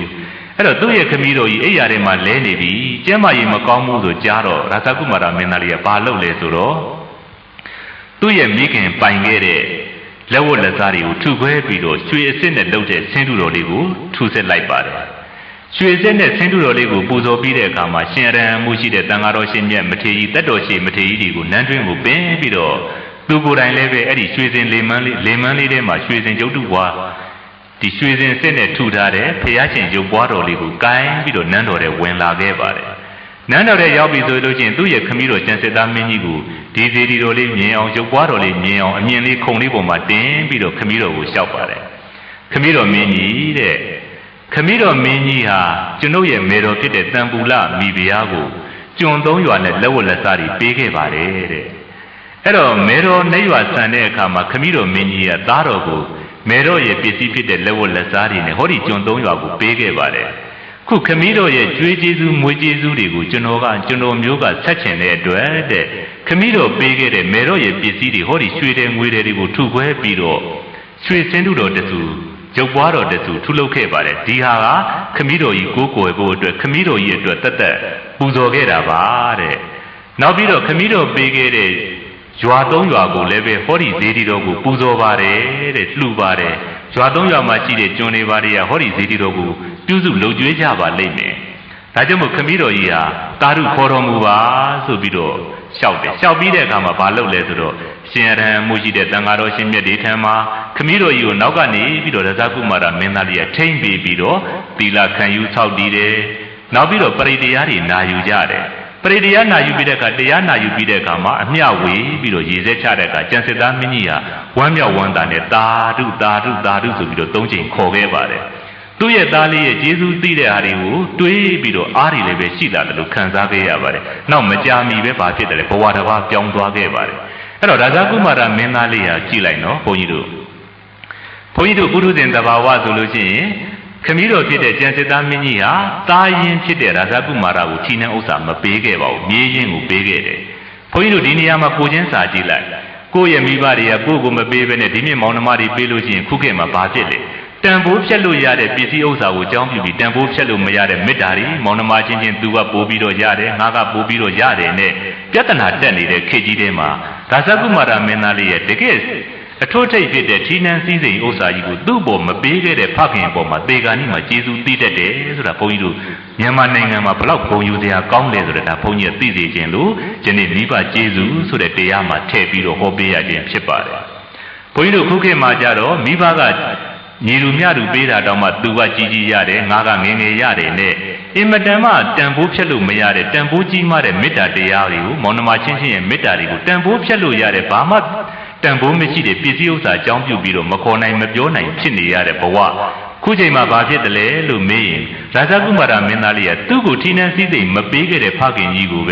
သေကာနီးမှာသူများတဲ့ပို့ပြီးတော့ကျေးဇူးသိပြီးတော့သူ့ပေးခဲ့တဲ့ရွှေတွေငွေတွေကိုမမောပဲနဲ့ဖျားဆင်းတူတော်လေးထူးပြီးတော့ကျေးဇူးဆက်ပြီးတော့ခြေဆက်ချခိုင်းခဲ့တယ်ကျေးဇူးဆက်ခဲ့ပါတယ်ဒီမြင်ကွင်းလေးရဘုန်းကြီးတို့အဲ့ဒီဂူပြောက်ကြီးစီဒီကိုရောက်တိုင်းတရားဓမ္မတွေဝင်ပြီးတော့မြတ်စွာဘုရားကိုဖူးပြီးတဲ့အခါမှာမြတ်စွာဘုရားကျေးဇူးသိတတ်တယ်လို့ငါတို့မြန်မာနိုင်ငံကလွန်ခဲ့တဲ့နှစ်ပေါင်း900ဝန်းကျင်ကဖြစ်ခဲ့တဲ့ရာဇကုမာရမင်းသားလေးဟာလည်းပဲသူ့ရဲ့ခမည်းတော်ကြီးပေါ်မှာအမွေမပေးရကောင်းလားဆိုပြီးစိတ်မပြတ်ဖဲနဲ့ကျေးဇူးဆက်တဲ့အနေနဲ့ရှိတဲ့ပစ္စည်းတောင်မှအလုံးထုခွဲပြီးတော့ဖျားဆင်းတူတော်လေးလှုပ်ပြီးတော့ထပ်ပနာထားခဲ့တဲ့ဇေတော်ကြီးပါလားဆိုပြီးတော့ကြည်ညိုပြီးတော့ဖူးလို့ချင်းသိပ်ပြီးတော့ကောင်းပါတယ်ရတာလည်းပဲရှိပါတယ်ဒါကြောင့်မို့အဲ့ဒီဂူပြောက်ကြီးစီတီကိုရောက်လို့ရှိရင်အနုပညာလက်ရာတွေကောင်းတာကတက္ကန္တရာဇကုမာရမင်းသားလေးရဲ့မိဘကျေးဇူးသိတဲ့ပုံလေးကိုမြင်ပြီးတော့ရှစ်ခိုးတယ်ဆိုရင်အဲ့ဒီမိဘကျေးဇူးသိတတ်တာရှစ်ကူကြီးစီတီဒီဂူပြောက်ကြီးစီတီတော်ကဘုန်းကြီးတို့တက်တည်ဖြစ်နေပြကြပါတယ်နောက်ပြီးတော့ဒီမင်းသားလေးကလောဘဒေါသသိမ့်နေတယ်ကြည့်ပါလားကိုယ်မှရှိတဲ့စည်းစိမ်လေးနည်းနည်းလေးကိုပဲထုခွဲပြီးတော့ခမည်းတော်ကြီးတွေဇေဒီလှုပ်ပေးတယ်ဆိုတာဒါလူတိုင်းမလုပ်နိုင်တဲ့စွမ်းရည်ဒါကြောင့်မို့ဒီဂူပြောက်ကြီးဇေဒီတော်ကိုဖူးမြင်နိုင်ရာဇကုမာရမင်းသားရဲ့လောဘဒေါသမောဟနေပါပုံတွေကိုသိပြီးတော့ကြည်ညိုစရာကောင်းတယ်ငါတို့လည်းပဲဒီလိုလောဘဒေါသမောဟနေတဲ့ပုဂ္ဂိုလ်ဖြစ်ပြရစေဆိုရင်ဒါဖရာဖူးရကျိုးနှက်သွားပါတယ်နောက်တစ်ချက်ကပြန်ပြီးတော့တွေးကြည့်လိုက်အလောင်းစီသူဟာဘုန်းကြီးတို့ဘာဖြစ်တယ်လဲအလောင်းစီသူဟာခြိနှံစီစဉ်ရတယ်ကျန်စစ်သားမင်းကြီးရဲ့မြေးတော်ရာဇကုမာရမင်းသားကျန်စစ်သားမင်းကြီးရဲ့သားရင်ခြိနှံစီစဉ်မရဘူးဒါပေမဲ့လို့အဲ့ဒီခုနကကျန်စစ်သားမင်းကြီးနောက်ဆုံးလက်နဲ့ကိုင်းပြီးတော့ရေဆက်ချသွားတဲ့ဇေဒီတော်လေးဟာအဲ့ဒီဂူပြောက်ကြီးဇေဒီထဲမှာထပ်ပနာထားပြီးတော့တည်ထားခဲ့တဲ့အခါမှာအလောင်းစီသူနဲ့ရာဇကုမာရအတူတူပဲအဲ့ဒီဇေဒီတော်ထဲမှာစောစောကျန်စစ်သားမင်းကြီးရေဆက်ချသွားတဲ့ဆင်းတုတော်လေးရွှေဆင်းတုတော်လေးကိုအဲ့ဒီဂူပြောက်ကြီးဇေဒီတော်တည်တဲ့အခါမှာနှစ်ဦးအတူတူထပ်ပနာထားခဲ့တယ်တဲ့ဒါလေးရလည်းပဲဘုန်းကြီးတို့သမိုင်းဝင်ပဲဘာဖြစ်လို့လဲဆိုတော့ဘုန်းကြီးတို့တဦးနဲ့တဦးဟာတိတ်ပြီးတော့မေတ္တာမပြတ်ကြဘူးရာဇကုမာရလည်းပဲငါချီနှံရတဲ့တာခုတော့ तू ကရသွားတယ်မြည်ရသွားတယ်ဆိုပြီးမနာလိုမဖြစ်တယ်လို့ဘုန်းကြီးတို့အလောင်းစီသူမင်းကြီးကလည်းပဲသဘောထားပြေဝတယ်ငါတော့စည်းစိမ်နေလူလိုက်မယ်ဆိုဒီလိုမဟုတ်ဘဲနဲ့ခမည်းတော်ကြီးကိုယ်တိုင်ရေစဲချသွားတဲ့ရွှေစင်းတုတော်လေးတွေကိုအဲ့ဒီဂူပြောက်ကြီးစီတီတည်တဲ့အခါကျတော့ဘာလုပ်လဲကျန်စစ်သားမင်းကြီးနဲ့ရွာဆံပြီးတဲ့အခါခရစ်သက်ကလေး1113ခုနှစ်လောက်မှာဇေဒီတော်ကြီးတည်ပြီးတော့အဲ့ဒီဇေဒီထဲမှာနှစ်ဦးအတူသဘောတူထားပြီးတော့ထပ်ပနာထားသွားပါတယ်တဲ့ဒါလေးတွေကဘုန်းကြီးတို့သိပြီးတော့ကျေးဇူးဒီရာဇကုမာရမင်းသားရဲ့စိတ်နှလုံးသားကောင်းပုံလောဘဒေါသနည်းပုံကျေးဇူးပြုတဲ့ပုံနောက်ပြီးတော့လောင်းစီသူပေါ်မှာအိတ္တမစ္စရိယမဖြစ်ဘဲနဲ့ဖွင့်လွတ်တဲ့ပုံတွေကဘုန်းကြီးတို့မြန်မာသမိုင်းမှာသိပြီးတော့ကြည်နူးစရာကောင်းပါတယ်။ဒါကြောင့်မို့ဒီဘုန်းကြီးတို့ပကံရောက်တဲ့အခါမှာရာဇကုမာရကြောက်စာလို့လည်းပဲခေါ်ပါတယ်။မြားစီတီကြောက်စာလို့လည်းပဲခေါ်ပါတယ်။ဂူပြောက်ကြီးကြောက်စာလို့လည်းပဲခေါ်ပါတယ်။အဲ့ဒီကြောက်စာကိုကိုယ်တိုင်မဖတ်တတ်တောင်မှကြောက်စာလေးကိုလက်အုပ်ချီပြီးတော့ကျေးဇူးသိမှကျေးဇူးသိပြီးတော့သိတဲ့ရာဇကုမာရမင်းသားလောဘဒေါသမောဟတွေသိပြီးတော့နဲခဲ့တဲ့မင်းသားကိုယ့်ရဲ့တူဖြစ်တဲ့လောင်းစီသူပေါ်မှာအိတ္တမစ္စရိယမထားဘဲနဲ့ဖွင့်လွတ်တတ်တဲ့မင်းသားဆိုပြီးတော့ဒီဇေဒီတော်လေးတွေဒီကြောက်စာလေးတွေမြင်လို့ရှိရင်ဘုန်းကြီးတို့ရာဇကုမာရရဲ့ဂုဏ်တွေကိုအာယုံပြုပြီးငါတို့လည်းပဲဒီလိုစိတ်ဖြစ်အောင်လုပ်မယ်လို့ဒီလိုသွားပြီးတော့ဖျားဖို့လို့ရှိရင်ဖျားဖို့ရကြိုနှက်ပါတယ်နောက်ပြီးတော့ဒီရာဇကုမာရမင်းသားလေးရဲ့ကြောက်စာထဲမှာဘာသူတောင်းတယ်လဲဆိုတော့ဒီလိုကုသိုလ်တွေပြုရတဲ့အတွက်ကြောင့်တဲ့တပ်ပညုတဉာဏ်ရဖို့ရအတွက်ထောက်ပံ့ဖြစ်ပါစေဆိုဖျားလောင်းစုပန်သွားပါတယ်ဒါကြောင့်ရာဇကုမာရဟာတစ်ချိန်မှာဖျားအဖြစ်နဲ့သူပွင့်มาလိမ့်မယ်ဒီလိုစိတ်ထားရှိတဲ့ပုဂ္ဂိုလ်ကဖျားလုံးစိတ်တဲ့ဆိုတာလည်းပဲသိတာလွန်ပါတယ်ဒါကြောင့်မို့ဘုန်းကြီးတို့ခုခေတ်မှာရာဇကုမာရရဲ့အကြောင်းလေးတွေကိုဘုန်းကြီးမိဘကျေးဇူးတရားတွေကိုထည့်ဟောကျင်တာကဘာဖြစ်လို့ဟောရတာလဲဆိုတော့ပကံရောက်တဲ့အခါမှာငါတို့ရဲ့ပကံမြန်မာနိုင်ငံအစပကံကဆိုသလိုစိတ်သက်တွေသိပ်ပြီးတော့မြင့်မြတ်ခဲ့တယ်ဆိုတာဂုဏ်ယူစေခြင်းလွန်းလို့ဒီလိုဂုဏ်ယူပြီးတော့ကိုယ်လည်းပဲဒီလိုအတူခိုးပြီးတော့မိဘကျေးဇူးတွေကိုသိတတ်စေခြင်းလွန်းလို့မိဘကျေးဇူးကိုသိပြီဆိုလို့ရှိရင်လည်းပဲအခြားသောမျိုးသမီးမျိုးသားတွေပေါ်မှာလည်းပဲမေတ္တာတွေထားနိုင်သွားပါတယ်ဒါဆိုရင်ပါရမီမြောက်ပါတယ်လို့ယနေ့ဒကမာကြီးတော်ဦးရဲ့ကျမ်းဂန်မင်္ဂလာမှာဘုန်းကြီးကယနေ့မိဘကျေးဇူးဆိုတဲ့တရားကိုဟောကြားခြင်းဖြစ်ပါတယ်ဒါကြောင့်ဒီတရားကိုနာပြီးတော့ဒကမာကြီးတော်ဦးနဲ့တကွာသားသမီးတွေဟာကျေးဇူးရှင်ပုဂ္ဂိုလ်ရဲ့ကျေးဇူးကိုသိနိုင်ကြပါစေသိသမျှလည်းဆက်နိုင်ကြပါစေအဲ့ဒီလိုဆက်ပြီးတော့တဖြည်းဖြည်းနဲ့စိတ်သက်တွေမြင့်ပါရမီတွေရင့်တန်ပြီးတကလားနောက်ဆုံးမှာမဉ္ဇဉ်ဖူဉ္ဇဉ်ဖြင့်နိဗ္ဗာန်ကိုလင်းမြန်စွာမျက်မှောက်ပြုနိုင်ကြပါစေကုန်သတည်း